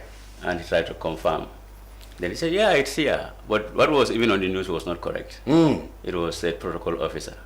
So it was only that day that I knew the PS said it's for secretary. Oh, yeah? All right. So which is even more higher. Yeah, it's higher. Yeah. Oh, okay. And when I went for it, my name wasn't properly spelled. So that is to confirm that I didn't apply. You didn't know anything about it. You must be a very lucky man. Yeah, I think we'll consider You definitely deserve it. And you know what people tell me always? Yeah. They said I got the first job from Barrow. You? Well, that's what he said. Okay. And I believe it. I mean, when he came from Senegal, yes, he was being escorted. You remember that big welcome ceremony? Yes, that took him I was there to at the airport. We went up to TAF. Yes. And when he settled down, there was, I think that day or a few days later, there was a press conference. There was the Africa Cup of Nations tournament going on. And then Senegal was playing that day. And then we asked him, okay, Gambia is not there. But we know you will sympathize with Senegal, of course. But what would you do to make sure that Gambia qualifies for the Africa Cup of Nations? He said, oh, well, that's all part of our program. And you, having time been in the sports, you will help in that. So people say, oh, welcome, you got the first job. Well, he never offered me any job anyway. Right, so, unlike you, I was not lucky. But I'm happy with my job anyway. All right, Facuru, let's go straight into the matter. I want to start with the wonderful thesis you did on migration. I am doing. You are still doing. But Yes. from what I have read, Yeah. this is kind of a very, a very significant departure from how people perceive migration. Yeah. You, for example, said people don't migrate. Yeah. They actually go for a purpose and come. Can you expand on this? Yes, that's what I suspect, or the word you use, that the Gambian perception is. So perception here is very important. Yeah. And that is why to explore the topic, I have to go through a kind of social anthropological approach. You may want to also call it a socio-linguistic approach that is going into our language. Exactly, I've seen And it. We will come to that. How we define this whole idea of migration, what it means to us, and how we articulate it in our proverbs, in our prayers, and then generally in the social life. Exactly. Yeah. I have had people say, well, migration have existed since time immemorial. It's always been happening. Yeah. But you brought it concept much to our, our understanding in that, for example, you said in many languages, in Wolof, Mandinka, Sarahole, and others, how we call, Tamala, and other things, etc., etc. That's right. Particularly what is new about mine is the jungle paradigm. Yes, that's what I'm coming to. Jungle's paradigm. You said, what do you mean by that? Yeah, I have to explain that. Yes. I remember when I wrote my thesis intention, that was what I was asked to elaborate on. Yes, jungle paradigm. Yeah, I had to dedicate a paragraph to it. Yes, I saw it. That jungle paradigm is coming from a typical village life, which I think the Gambia, we are mainly a rural society. A majority of us. Okay, and in the village, we have this practice of going to the nearby bushes. Yes. To fetch firewood, to hunt for small bushmeat. Fowls and squirrels. Or to collect some medicinal herbs. Yes. So we go to the back of firewood, I said, of course. So those missions would just be to go and collect something and come. And come back. The intention is never to sleep there or to stay there for a long period. Yes. And in Mandinka, it's Wula. Yeah. Kata Wulokono. The fullest say Ladde. Yeah. And then if our people travel, interestingly, we say they are in the jungle. You can say bushes also. Yeah. But the word in Mandinka is Namol Bewula. Wula, yeah. Yeah. The fullest say Ladde. Yeah. It's a metaphor, not necessarily they are in the bush, but because they are not. They are in another place. Yes, but that idea of the bush is what I am actually comparing. That's why you said jungle. To the villager going in the jungle or the bush to collect something and come back. So I think that is the Gambian worldview of the whole idea of travel. Yeah. So if you look at the English language, the word migration has many definitions.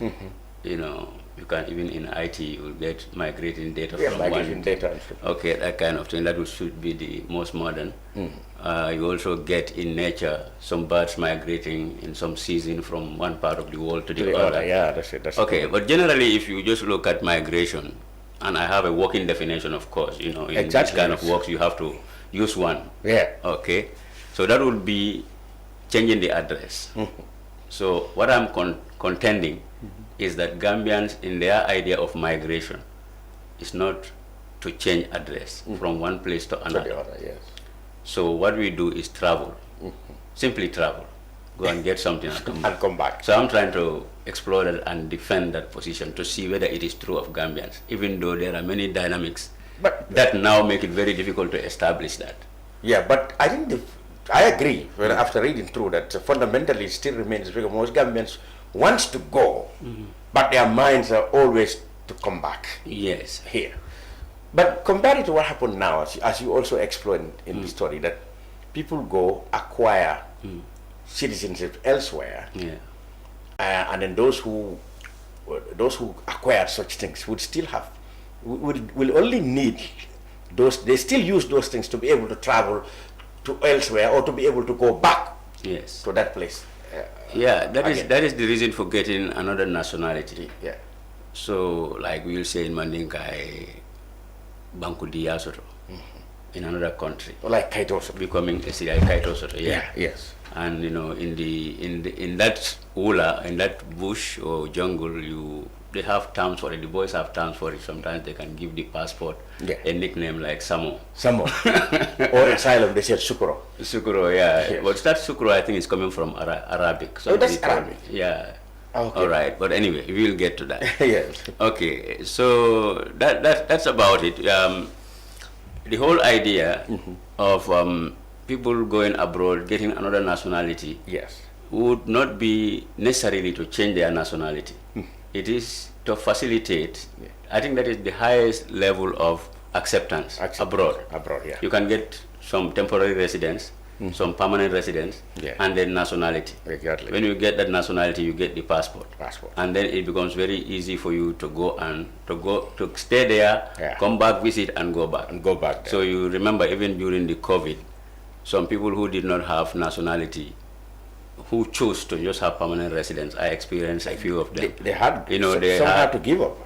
Or some no, I mean, during the somewhere. COVID, you know, those countries came for their citizens. Yes, but if you did not reach that status of nationality, you are not among them. Yeah. So I saw a few people who suffered because deliberately they refused to take those foreign nationalities because of their personal attachment to the Gambia. Exactly. But when those kind of opportunities came, they were left out. Exactly. But interestingly, I know somebody also who had it and who was part of the struggle here. Yes. And who refused to go.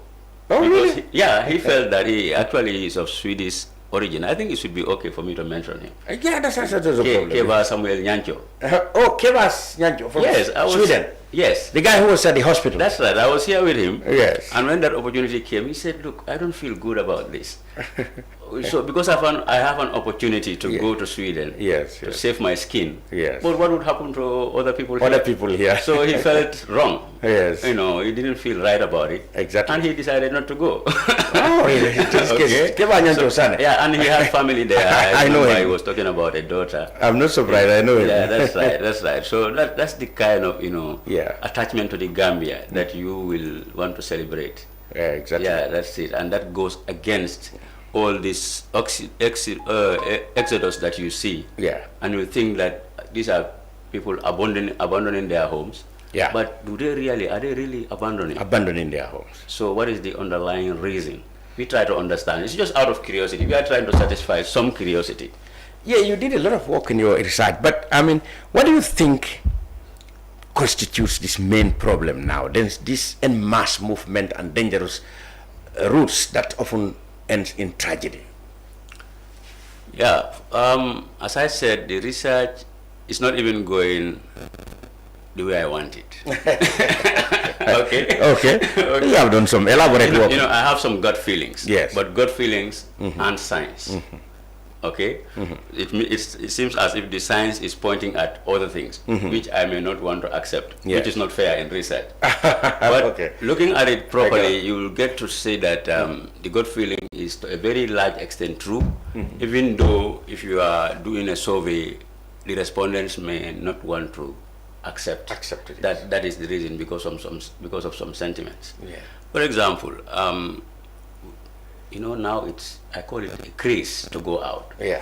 It's now it's a kind of craze. It's a craze. And it's kind of, there is another part. I just gave you some small examples. Yeah. But there is a part called fatalistic mentality. And that connects with this idea of Barca or Barsak. Okay. Okay. Yeah, why are people daring death like this? Yes. That's the, and for what? And for what? Okay, but the daring of death there also, I think, has some kind of religious influence. It's like when people believe that, okay, when the time of your death comes, like Lalo Keba would say, so you mean that kind of thing. You mean so these are well into our culture. Not only, like the Lalo Keba thing is not religious. I don't know if you would have taken it from that, but that's the Nyancho culture. Yeah, that's you understand. Yeah. And this Nyancho thing also, I had to deal with. If you have to die, you have to die. You have to die. You have to live. And the religious part would be that in Islam they say the appointed time for your death, you cannot escape. You cannot escape. So these people will think that, okay, I won't die if I were not meant to die. Meant to die. So that's kind of fatalistic, fatalistic. That's it. And they're not afraid. And other people can die, so they will just accept that, okay, they were meant to die. They were meant to die. But I don't want to accept that simply, because we have to be more careful. We have to be more respectful of our lives. It's like you said before, an imam. Like I sat with somebody on the radio, and then somebody said untimely death of. She said, "Wow, look at what these people are saying." Untimely death. Yeah, the imam won't accept. The imam would never accept. Yeah, and there's a story. In my research also, sometimes I have to deal with some stories. Yeah. Okay, a story that I had at a fitter garage. Yeah. Well before I went into this research. Yeah. They said somewhere in Nyomi, these boys mobilized themselves, and before I went on the foreign mission, I was just, you don't know if you remember my Suzuki. Yeah, I remember your Suzuki. Okay. And then they said these people were trying to go, and one of them, the father said he saw something in a dream that the son should not go. The dream did not convince him that his son should go, and he told the son not to go. The rest went. Wow. And they had an accident somewhere in Senegal. They all died. But when he came later in the morning, he came to knock the son's door. It was not opening. The son had also died in the room. In the room. So now the whole community agreed that they were supposed to die together. Tanyol. You know that idea of interesting. I understand. Okay. Yeah. That when people are meant to go together to the next world, they go together. One way or the other. So you could not have defended yourself against it. So even if the boy had gone, he would have died in that accident. Together with those. So these are the kind of attitudes or mindsets or beliefs that actually make someone to be so courageous, I think. But did your research also touch the idea that probably because of lack of adequate information as to what they will find there may have led to this mass daring of death, as you said? No, I don't think. I think the Gambia has been involved in this for a very long time. You know, sometimes you can look at it into epochs. Yeah. Even the post-colonial time. For example, okay, you know, our first president, Dawda Jawara. Yeah. His father came. Exactly. All right. But what were the motivations that brought them over here? Yeah. There were certain dynamics within the West African region. Spiritually, economically. Okay, you know, those things are there. Yeah. Talking of spiritually also, sometimes our elders, they have some kind of spiritual, visitations or so on. Yes. And they say, if I get near the water, perhaps I will progress. That water thing, like, for us, we are normally a nomadic family. Yeah. We do this tie and dye, the time of Sarahules that we are. Yeah. Go to a certain community, set up the traditional, traditional mixture that they do with herbs. Yeah. So it will take about 4 months to mature. Yeah. And they will be renewing it, of course, with some other tree barks and so on. Yeah. For it to continue for the next 2 years, but after every few months they will do it. It means also after a few years they may move to another locality to start it there. So my father has been changing places through that. So that is why I might have been born in this place and my younger brother will be born at a different place. That's so I call the life nomadic. And that explains why I speak also different languages. Yes. But when he came to Mandinari, he said before reaching Mandinari he had been seeing himself around the water body. Oh, really? Those furrows there. Yeah. And when he realized that this was the end, that's the Atlantic, he said, now I have reached that. That's the end of the the movement now. So he ended up in Mandinari? Yeah, that's right. You started in Kayaf? Yeah, that's right. I was born in Kayaf. Okay, but as I said, you will find some of my younger brothers who will be born at another place. Other than Kayaf. That is true. And Mandinari, of course, finally. Okay. That's where we are for now. But these are things, and, okay. I'll come to another aspect. Even for practical reasons, I talk of Gambian migration. Exactly, that's what I am. Of course, I'm a diplomat trying to tackle some kind of diplomatic hurdle with the European Union or other Western countries that are the recipients, or the destination countries. Yeah. So sometimes you have to put a handle on something, you have to say Gambian migration. Yeah. But what is this Gambia? Okay, so and going through the socio-linguistic approach using the languages, there is no language that you can define within the borders of the Gambia. So the outreach of, for example, the major language, Mandinka. So the whole Mande-speaking world finally becomes the Gambia that I am talking about. And that's so we will Mali, go beyond the colonial borders that were made with the French, what we call today the Gambia. And interestingly, I don't think any of our forefathers were involved in the demarcation of those borders. So this is a kind of artificial thing, and it is also born of migration. If the British had stayed in UK or in their place, whatever you call it, they have also we wouldn't have been speaking English. Oh, we wouldn't have been. There wouldn't have been. There wouldn't have been any Gambia anyway. Would have been. So we can say Gambia also is a product of migration. Migration, yes. Some way or you are right. All right. So so now let's tackle, since it has now become a problem for African governments such as ours. You mean the illegal migration or migration in general?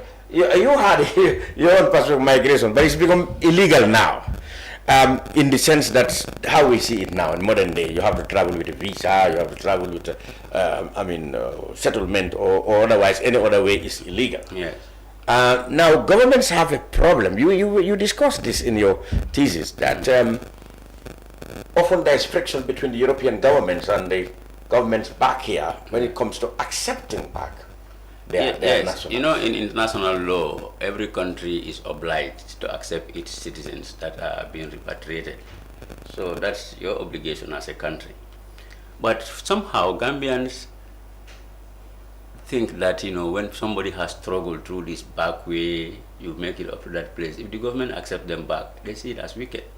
So you can find people easily. So for them, they think you should just let that person be.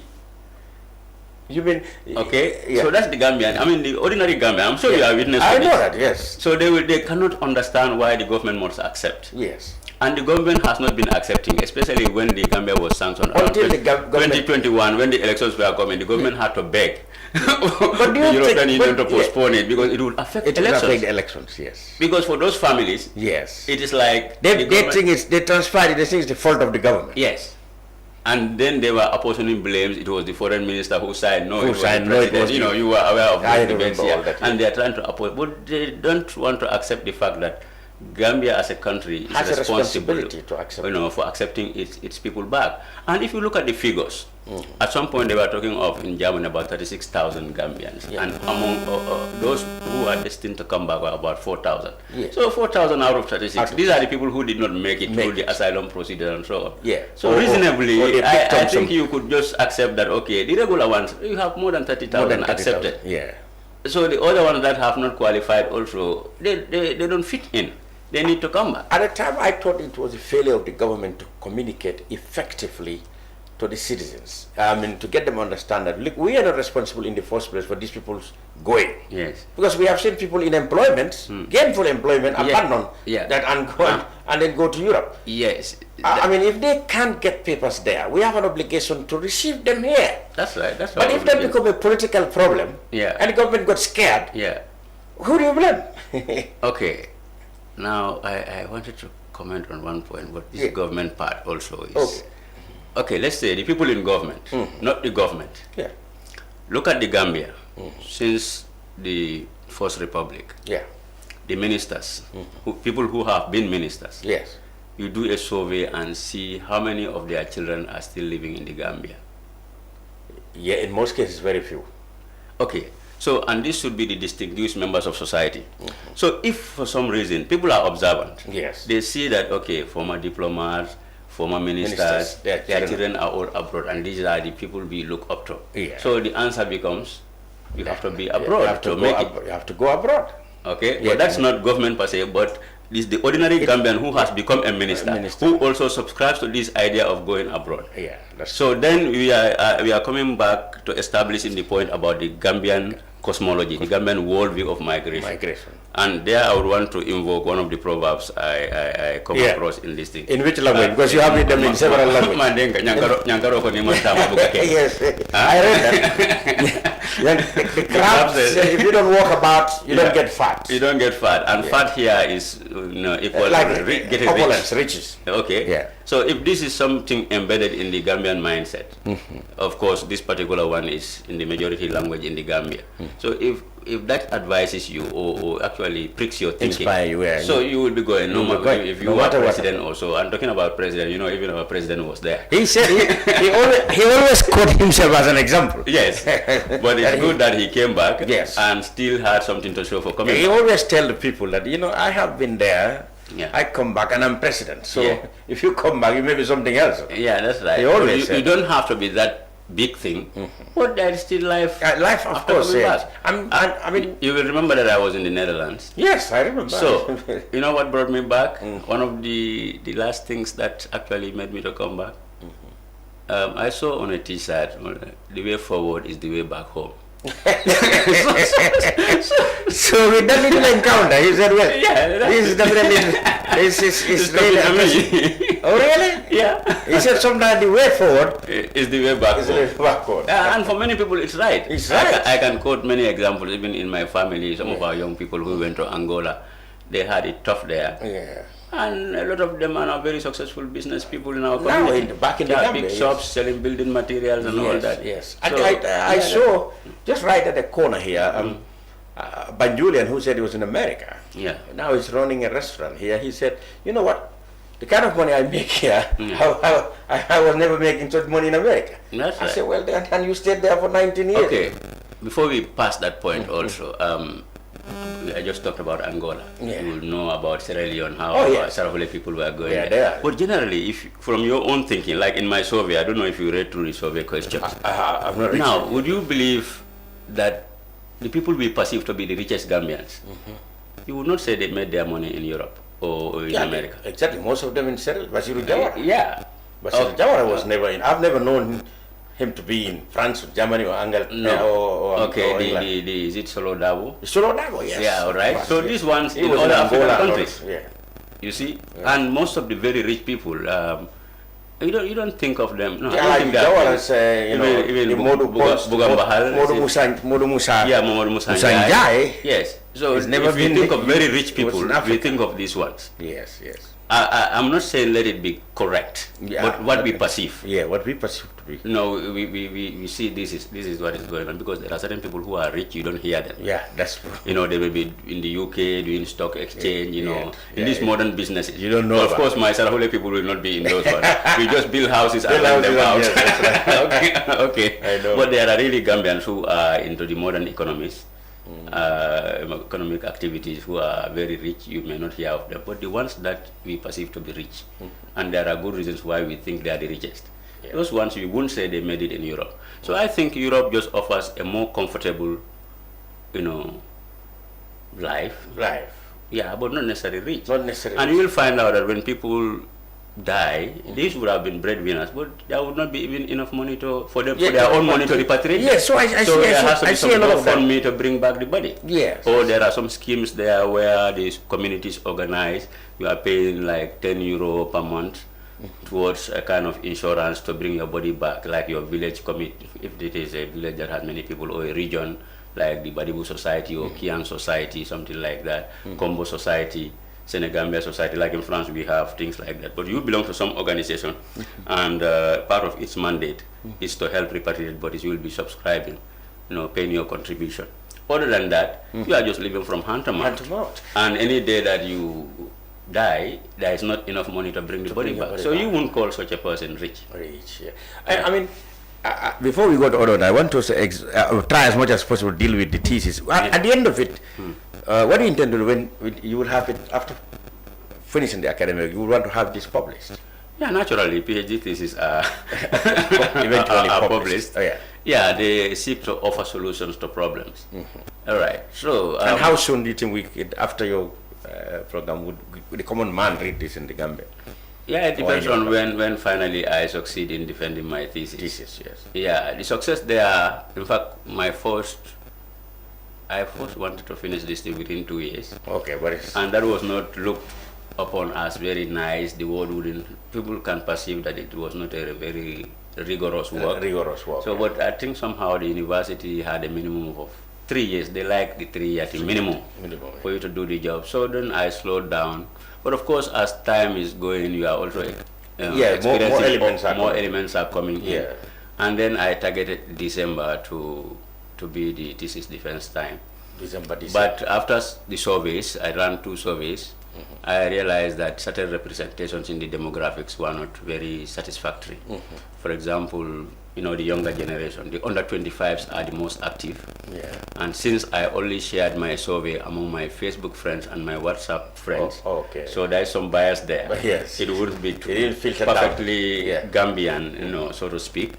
So I ended up getting less than 20% responses from the people whose age are under 25. Okay. And then the female you need to redo that.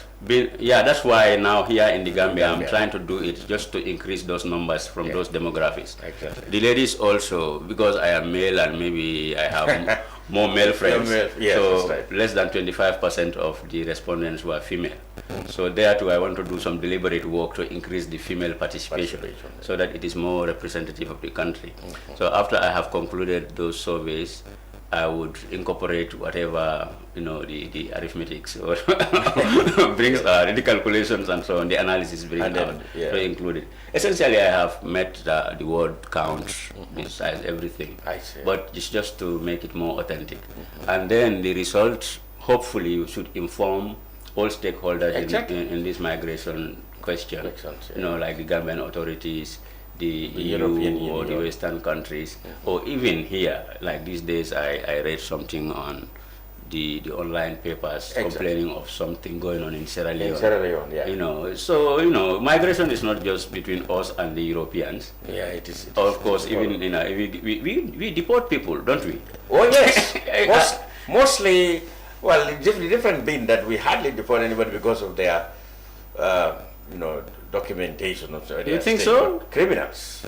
You think so? Well, mostly it's kept. No, when there is this operation now to people without that document called aliens. But mostly the immigration, they mob them up. But mostly they ask them to regularize. We don't deport en masse like that. Unless, of course, they are involved in crimes. Yeah, that's it. But then the law says you must enter the country legally. Yes. But you know, in ECOWAS and stuff. Yeah, we have the ECOWAS things, even though the free movement of goods and persons. Normally they will, you know, nab you for a few days to see your status. When you intend to stay, they will say, well, you have to regularize your status. And sometimes the truth is that they are harassed and defrauded, you know.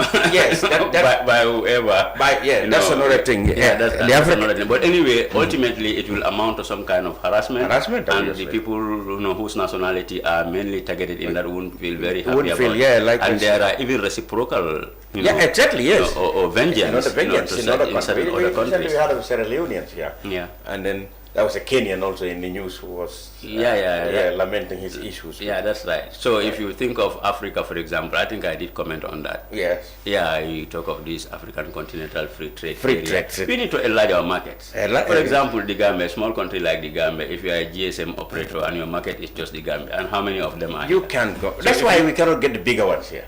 All right. Because when they look at the whole, they would say, well, even if the whole Gambia subscribed to mine, it's just 2.5 million. It cannot make up the investment on infrastructure. Yes. That's why we cannot get the bigger ones. Yeah, but even something like even Kerr, Fatou, there are potentials to go international. That's right. For your market to be bigger. So then, you won't be fighting with people who is giving more government kind of projects. You're right. Government projects. So there is a lot of interest in actually broadening our market. And that will naturally go beyond these small borders that we have. Exactly. So there are the ECOWAS, there is the African Union, so those schemes there. And other, kind of regional or international agreements between countries for favorable trade and so on. Trade and economic cooperation. Yeah. Well, before we move on to current affairs, I would like to thank you and wish you big success in your this academy. Yeah. So you want to leave the migration bit? Yeah, we don't have time much. Okay, we can do that. And I would want us to even maybe another session. Yeah, sure. It should be in local language. Exactly. That would. Because we do have that here. We do want to, on the brunch. Yeah, we do. Other program. We are open to all. Yeah, that's right. Because for me, I'm dealing with the Gambians. Yes. Okay, more. And especially the fact that we taking the things from our local language. We are still on migration. It's very dangerous, we are losing, the cream of our What I'm moving to is your work as First Secretary in France. Yeah. Migration issues that come from the Gambia particularly. What are the major issues that come to your desk?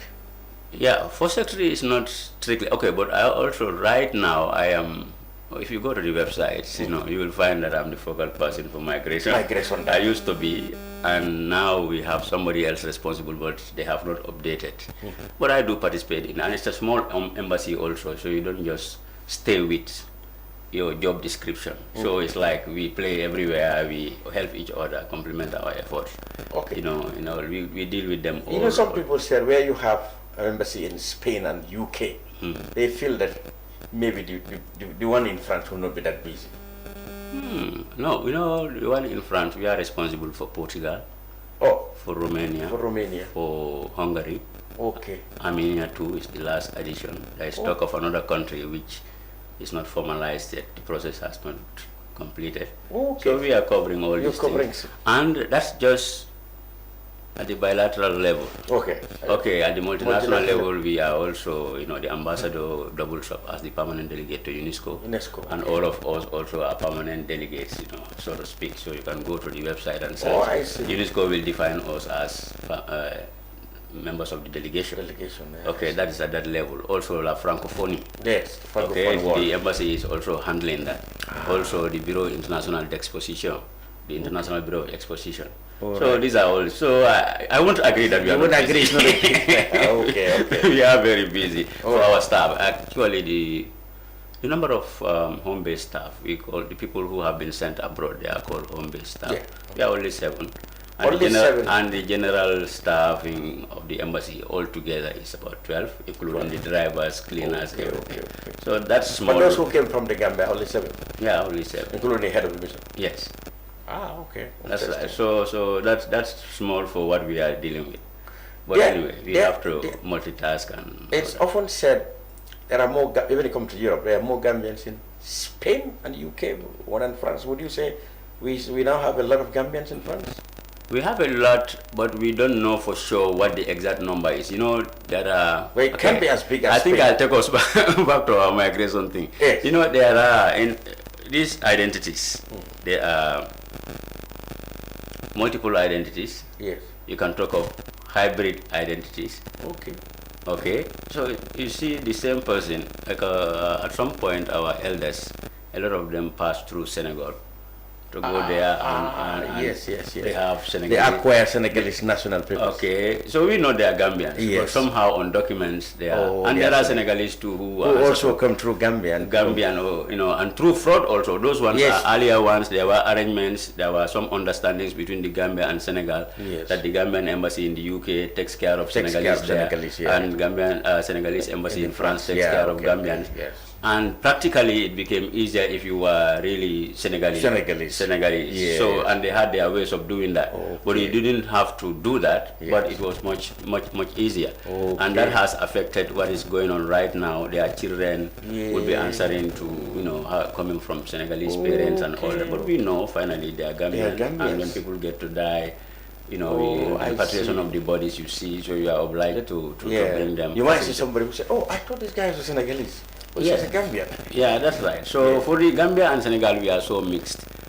And I think I want to connect that to one issue we are dealing with in the current affairs right now. Okay. When they say, for example, people are registering we come in non-Gambians as Gambians. So now that elections are coming, it's a big topic.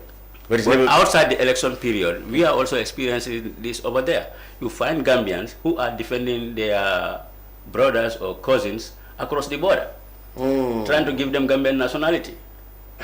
At that point in time, they are only thinking, let's just facilitate. But if you facilitated that person to have the Gambian document, when elections come, they vote. And that's not at the state level. Yes, that's at the ordinary person level. Yes. Yeah, and that's what happened. We are encountering such problems. Yes. And at that time, they are not thinking there is a problem. So only when the election time comes, they blame the politicians. So they would of course facilitate with them, but then they say don't join politics. When actually you do have control over. You don't have control. Once you have the documents. Yeah. And that's what happened. I think even here in the Gambia, because the Minister of Health once said that about 30% of our drugs, medicines in our hospitals, goes to people who come from across the border. But we can't do anything because they came with Gambian papers. Yes. He said and who is facilitating this? Well, they often criticize politicians, especially politicians who are in power. No, now who is the politician? Well, Jamano's government was criticized. You say politics. Now let's come to the etymology of politics.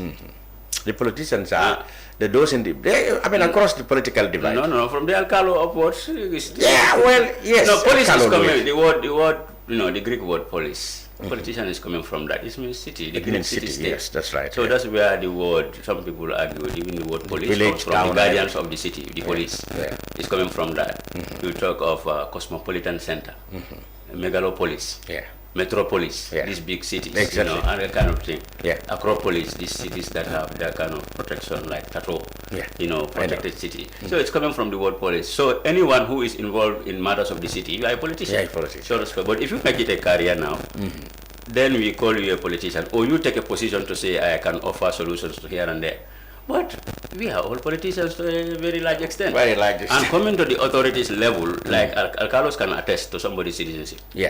The safe all can. So it doesn't mean that it is the politicians who are canvassing for votes who are doing it. Well, the politicians used, like you said, they used instruments such as Alcalo for those in power. No, but the example that I'm giving you, these ones are not motivated by politics at all. They other considerations. And they facilitating and those papers. are going on every day. They are not waiting for election season. But when election comes, that's when they have problems with. Yes. Okay. So if somebody had facilitated another person to have a document, and the person wants to go and vote now, that is you would have been witness to this. You did not cause a problem. Okay, when the election comes, you want to stop that person. I see. That's So I just want us to understand that it is not just the politicians who are faulty. Yeah. I do argue that, fundamentally, I think Gambians, we are largely corrupt. All of us. Am I excuse to those people? No, I know, okay. Yeah, that's it. So when there was this talk about introducing biometric passports for Gambians to acquire them at their base in Europe. Yeah. There was an experiment we saw in Spain. That was, a whole lot of people went there. Yeah. They haven't reached France yet, or? No, they haven't reached France. At some point, All when they were in Italy, they said those in France would go there. That's not very easy. So what happened. People didn't go. Most people didn't go. It's difficult. But the GID has any program to come to France? Not yet. When it was first announced, we expected them to come. So it's like when they are ready to come, they announced to us that we are coming. But for France, it hasn't materialized. But I know Spain, Italy, they've been there. So maybe some of the first people queuing there might have come from France. I wouldn't say no, but I don't think largely. No. For you to go to Spain just because you want to get the biometric. Actually, those in France, we are waiting for their turn. We were getting calls here and there. When are they coming? We didn't get the answers yet. No, there are heavy logistics involved in this. I'm sure the immigration officers like to go, but perhaps the state budget is not strong enough. But the intention is there. Actually, it's our duty to give our documents to our nationals in the easiest way possible, always. So there is no reluctance against it, but you have to be able to finance it. Okay. Now let's talk about local issues. Of course, being a diplomat, you would be constrained in one way or the other. Talk about issues in the political and other spheres in the Gambia currently. I mean, you've been away for 3 years now, is it? Since I've been in 8 years now. For a good 8 years now. You may not have any public, political affiliation, but how do you see, the political life of the country, the democratic evolution since the change? Have the gains been concretized, or do you think there have been slips here and there? I'll start with you, journalist. Yeah, okay, go ahead. I wasn't ever quiet. Oh yeah, you've been an activist the student days every time. Before Barrow, yes, of course. Most of the FM stations were just doing sports. Yes, that is true. They would even prefer talking about Senegalese politics than Gambian politics. Yeah, that's true. Now in the Barrow era, there is a lot of noise. There is no doubt that there is a freedom of expression. Okay, and you cannot also say that there is somebody, a journalist behind bars. Well, do you have any right now? Any? Somebody who's been locked up because of his job. And no. Not detailed within the 72 hours, but somebody who is behind. That's what I'm saying. Who's been locked because of his job? Yes. Yeah. Do you have any one? That has not been happening.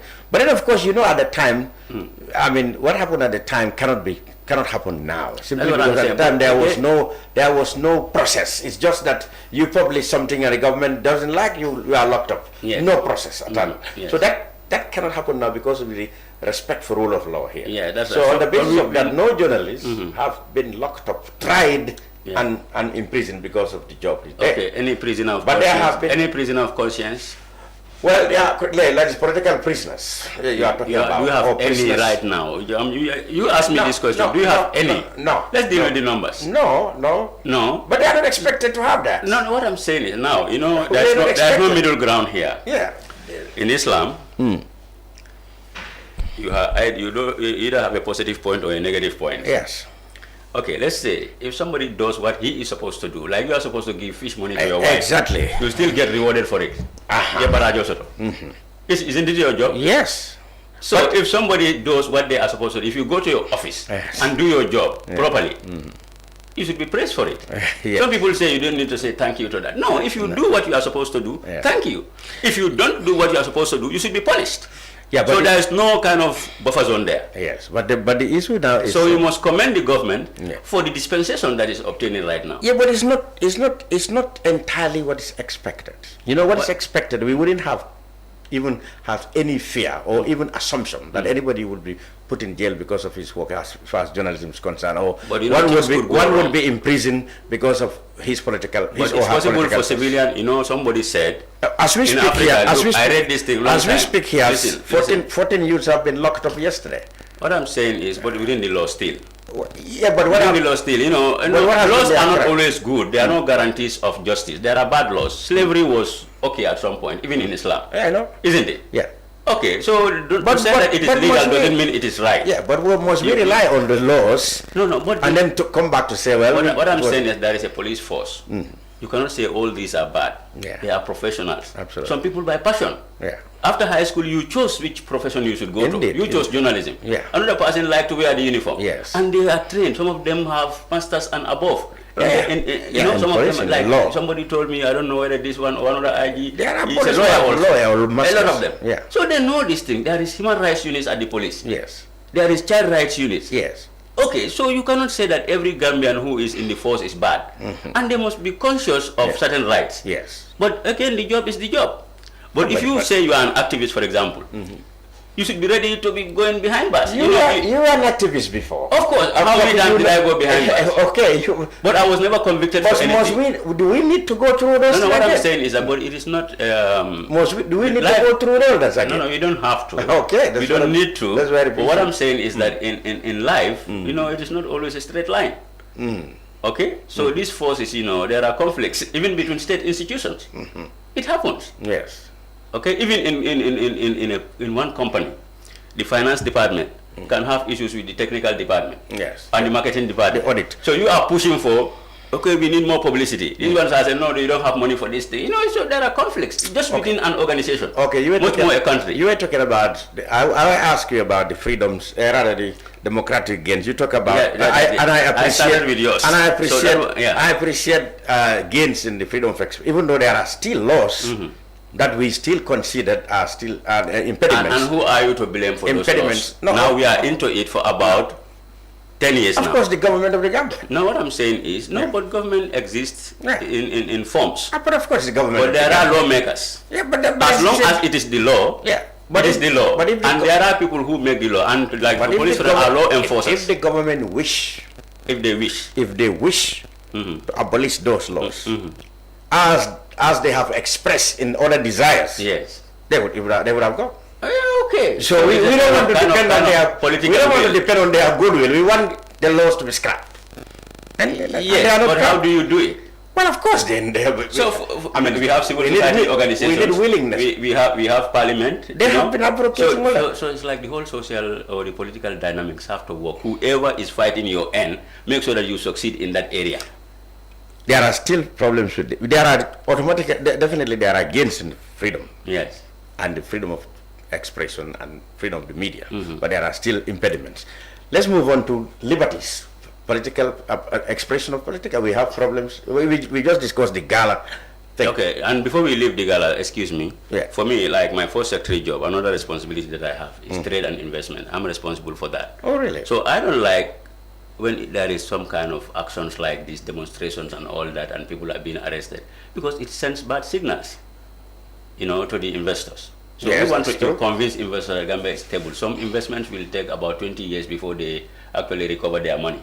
So they want to go to a safe and reliable environment. Yes. So some businesses are not coming because of lack of stability. Whose job is it to ensure that there is no such noise? Because those noises come in reaction to policies. Yeah, that is it. But even when they do happen, if still now there is the rule of law is going through, people understand those things. You know, when I was in the Netherlands, for example, there's a business that, there was a business that I was supposed to bring here. And this guy, he's German, but he was actually in Holland. And they have an international business, redistribution of these commodities. That's what they did. And he did not come to Africa at all. And the business has been existing since the 1840s. And they deal with a wide range of things. He said from ships to chips. That's how the variety is. Because at some point, my family in France, you know, wanted, because I started talking to people about it, let them give a catalog. Look, I cannot give you catalog. When he brought the catalog, the thickness would be this. So it's from chips to chips. But that man was actually doing a study of the Gambia then. After some time, when he had some doubt, he would invite me for some clarification. I didn't know he was investigating. Investigating, that's it. One day he told me, Sillah, I'm not going to the Gambia. Because? He said, every day... Demonstrations. No, my company is in court somewhere in the world. So I'm not afraid of court. But in the Gambia, your court processes never end. So I don't have the time to be in the courts forever. There you go. go. Every day you think of, my company is in court somewhere in the world. So it is not our problem to go to court. We have to. But in the Gambia, it's too slow. It's too slow. Oh, okay. So that's a problem. So that's in the Justice problem. Department, also the expedition of those processes will help the country very well. Well, I'm afraid I'm glad you made that observation. So that's another problem. Yeah. Delay in justice, and they said justice delayed is justice denied. Yeah. Denied. Right. Well, we can go on and on. I think you're still around, and I'll have to arrange a panel. I have to arrange another panel. Okay. For us to exhaust some of this, to pick your minds on some of the, the developments and how you see. But I think on the whole, the borough administration is a big departure from what we used to have. Okay, so we have to recognize that. And as I said earlier, if people do what they are supposed to do, you should thank them for that.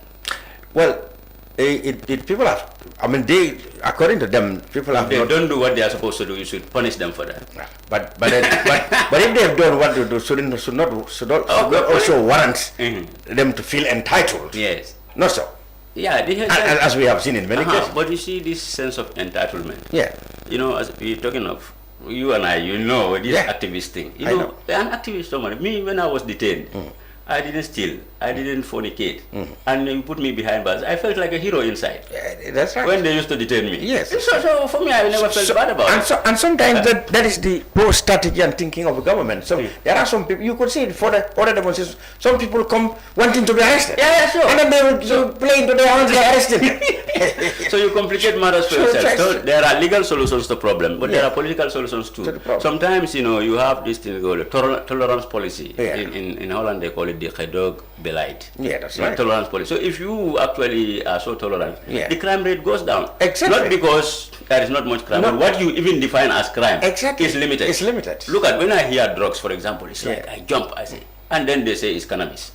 All right, so you talk of all this. Sometimes you redefine these things, you exclude, you know certain things, and let them go. That's why. Whom are you arresting? Exactly. Is it just smoking or just dealing with or trading in it? Young people who, 26, put them behind bars. What kind of fine you give them? Exactly. How many years in prison and you waste all their life? For me, I don't smoke. You know that. Yeah. But then we could be more generous. Exactly. Some of those laws really can be. Should be made to be proportionate to what the dynamics of the modern generation requires. Facuru Sillah. Well, if you're talking about activists, he was #1 activist during the Jammeh regime from student days, actually. Yes, right. Yeah, it's been really a struggle. And some people say, "No, I have changed." Okay, we grow up, don't we? No, they would say because you are a civil servant now, your pocket is full, and you are now sitting somewhere in France and can get tickets to come That's on. not, you see, they said now you are silent. We all have the things that matter to us so much. I have just said that largely we are all corrupt. Most Gambians. Yes. We pray in the morning, Ihdina Sirat al-Mustaqim, lead us on the straight path. And then you go to your office and start doing absolutely, or even before reaching office. So that is have straight. To change the concept. But then for me, what I could stake my life for is when you start to interfere with people's human rights. So that was why I was actually breaking my head against Jammeh. So, but with Barrow, you cannot even hurt a fly. So but we are not but at it that can level. change you. It can change if you. he changes, then I'll be there to still fight. You haven't seen any change yet? With all these upheavals about... until you can count me how many people are behind bars. You have to wait until people... Wait. It has to be real. Yeah. Like, in Senegal, I told you, we now discuss of touching. I was working in Senegal partly just before the changes came. Yes. You see, they have this practice of buying small birds that they sell. And they believe that when you buy this bird and set it free, you get some kind of blessings. That's right, blessings. Okay? Yeah. So, But this is kind of, some people go to catch these birds, and you come and buy the bird, let it go. But it's a kind of belief that you have, that you are setting something free. Exactly. So for me, that small example became for me, let me fight for the freedom of everybody in the prison. In the prisons. And finally, when we won, and the Dabos and the Nogoinjais, they all came back. They came out. So for me, I feel very much rewarded. Exactly. To that extent, if letting a bird go, that kind of freedom, and now human beings, and you don't have any of them right now, political or journalists behind by prison of conscience. For me, I feel that's what I want. But we don't want to rely on the goodwill of. But so far they have achieved that. So far there is nothing. You don't have anything against Barrow. The fundamental. So until that happens, you don't find me fighting Barrow. All right. But then you here and there, we don't have to wait until it happens. Yeah, but what do you do in the interim? You don't have anything. No, we speak out. We are speaking out, aren't we? People speak out. The Gala people, what are they doing? They're speaking out. And for me, the Gala, they say Gambians against looted assets. Yes. But now they are mandate. No, they have said their mandate has gone. Of course, they have said that it's accountability. No, let them find another name. Well, I brought them here and accused them of being politicians. They said, no, you know what they said? They said, no, we are not politicians. Yeah. But then I asked them, who do you support? Well, what we don't want is anybody to vote for Barrow. I said, but where do you belong to now? That is also going out of topic. You see, like I've been teaching English. So sometimes the name has to, when you, talking of a thesis, you cannot go out of topic. Oh, yes. So you say you are Gambians against looted assets. Yes, but you don't want anybody to vote for Barrow. That is not your issue.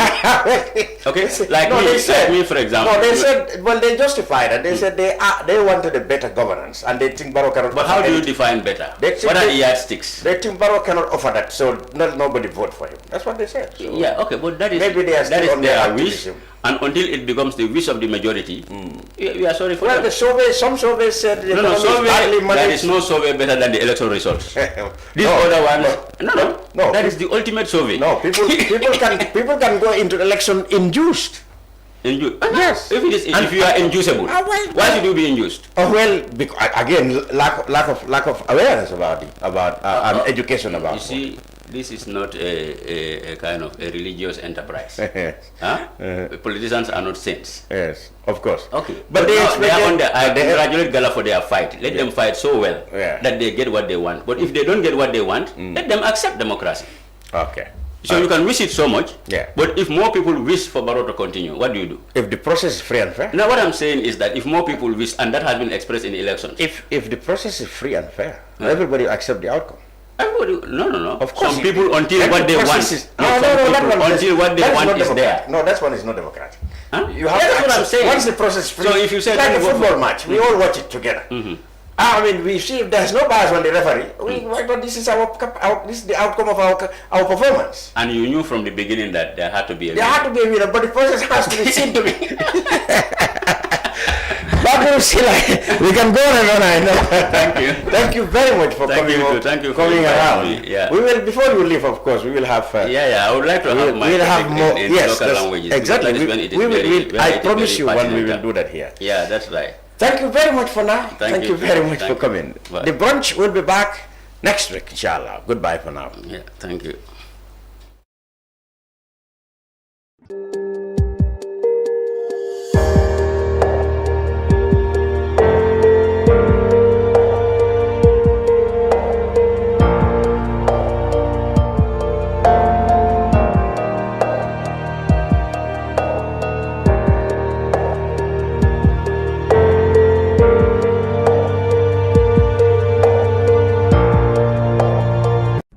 Ja Oil ñoom ñoo jiitu si wàllum jaay essence si biir réew mi te ñu def ko warugal pour kontaan loo suñu client yi borom moto yi ak driver yi seen jaaxare jeex na léegi pour am essence bu baax ak njëg bu yomba lii sax moo tax ñu amal leen banxaas fépp si biir réew mi pour essence bu baax bu set benn place rek la muy Ja Oil soo soxlae essence bu set essence bu baax gasoil wala kérosine naa la wax ne Ja Oil rek mooy jëmukaay ga doxantul rek si bépp banxaasi Ja Oil nga am si bànneex ak Ja Oil seen bànneex mooy suñ taxawaay moo tax ñu amoon leen banxaas bépp si biir réew mi nim gën a yombee pour yow ak suñ liggéeykat yu xarañ yi naa la won ne mbégte rek nga see jël pour am essence bu baax pour say machine fenn place rek la mooy sa Ja Oil ak Ja Oil banne kese la moo tax sax suñ station si nekk ca Costa Road ak Banjul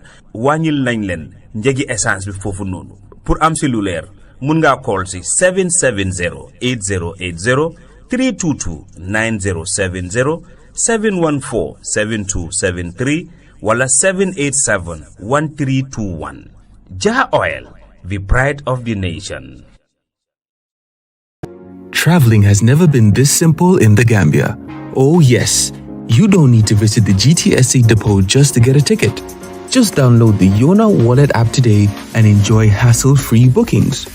With Yona wallet, you can buy your GTSC bus ticket right from your phone, anytime, anywhere. From Kanifing to Dakar, Dakar to Banjul, or up-country routes like Kanifing to Basse and Basse to Banjul, Yona wallet has you covered. No queues, no stress. Just safe, fast, and convenient ticketing at your fingertips. Choose comfort. Choose convenience. Choose GTSC with Yona Wallet. Yona Wallet. Your money, your way. GTSC. Moving the nation forward. For more information, please call 1124 or 221-1668. Jamano Money Transfer Bureau de Change, your go-to option when it comes to money transfer. With Jamano, you can send money from anywhere in the world to your family and loved ones in the Gambia and be sure the funds will be delivered to them within the shortest time possible. For your convenience, funds sent through Jamano Money Transfer can be picked from all the banks and multiple other financial institutions, including Ajib Bank, Trust Bank, GT Bank, Mega Bank, Basic Bank, Reliance Financial Services, and Approved Services. Visit our head office at Bruceby opposite AfricMed next to Trust Bank Limited or email us at info@jamanomt.com.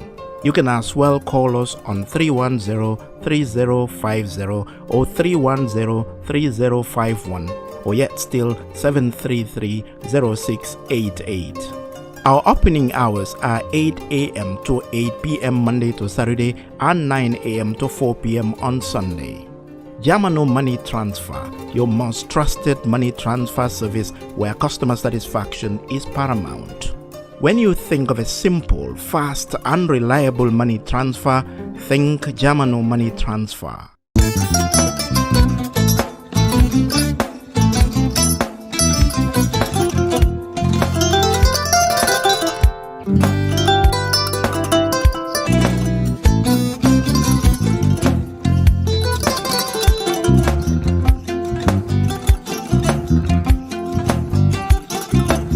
I get it. Albaka. Mbaka important. Yo, nga transfer la sto. Ya transfer la sto. Ha, code nyingi. Okay. Nsila ID soto. Sorry. I get it. Bijan bro. Albaka. Mbaka. Bara alla service o tariya. Mbare ki janna nun kunu bara tariya. Jannom Yona Forest de Bureau. Gambia tonkon na no mbari ya bere. Birim koyna fo kato. Bari si kodo kino kato ni fo bolong blabe. 56 branches mola soto Gambia jam. Ha? Gambia kono anin Gambia bantala bankol. Nko kodo kiya bere.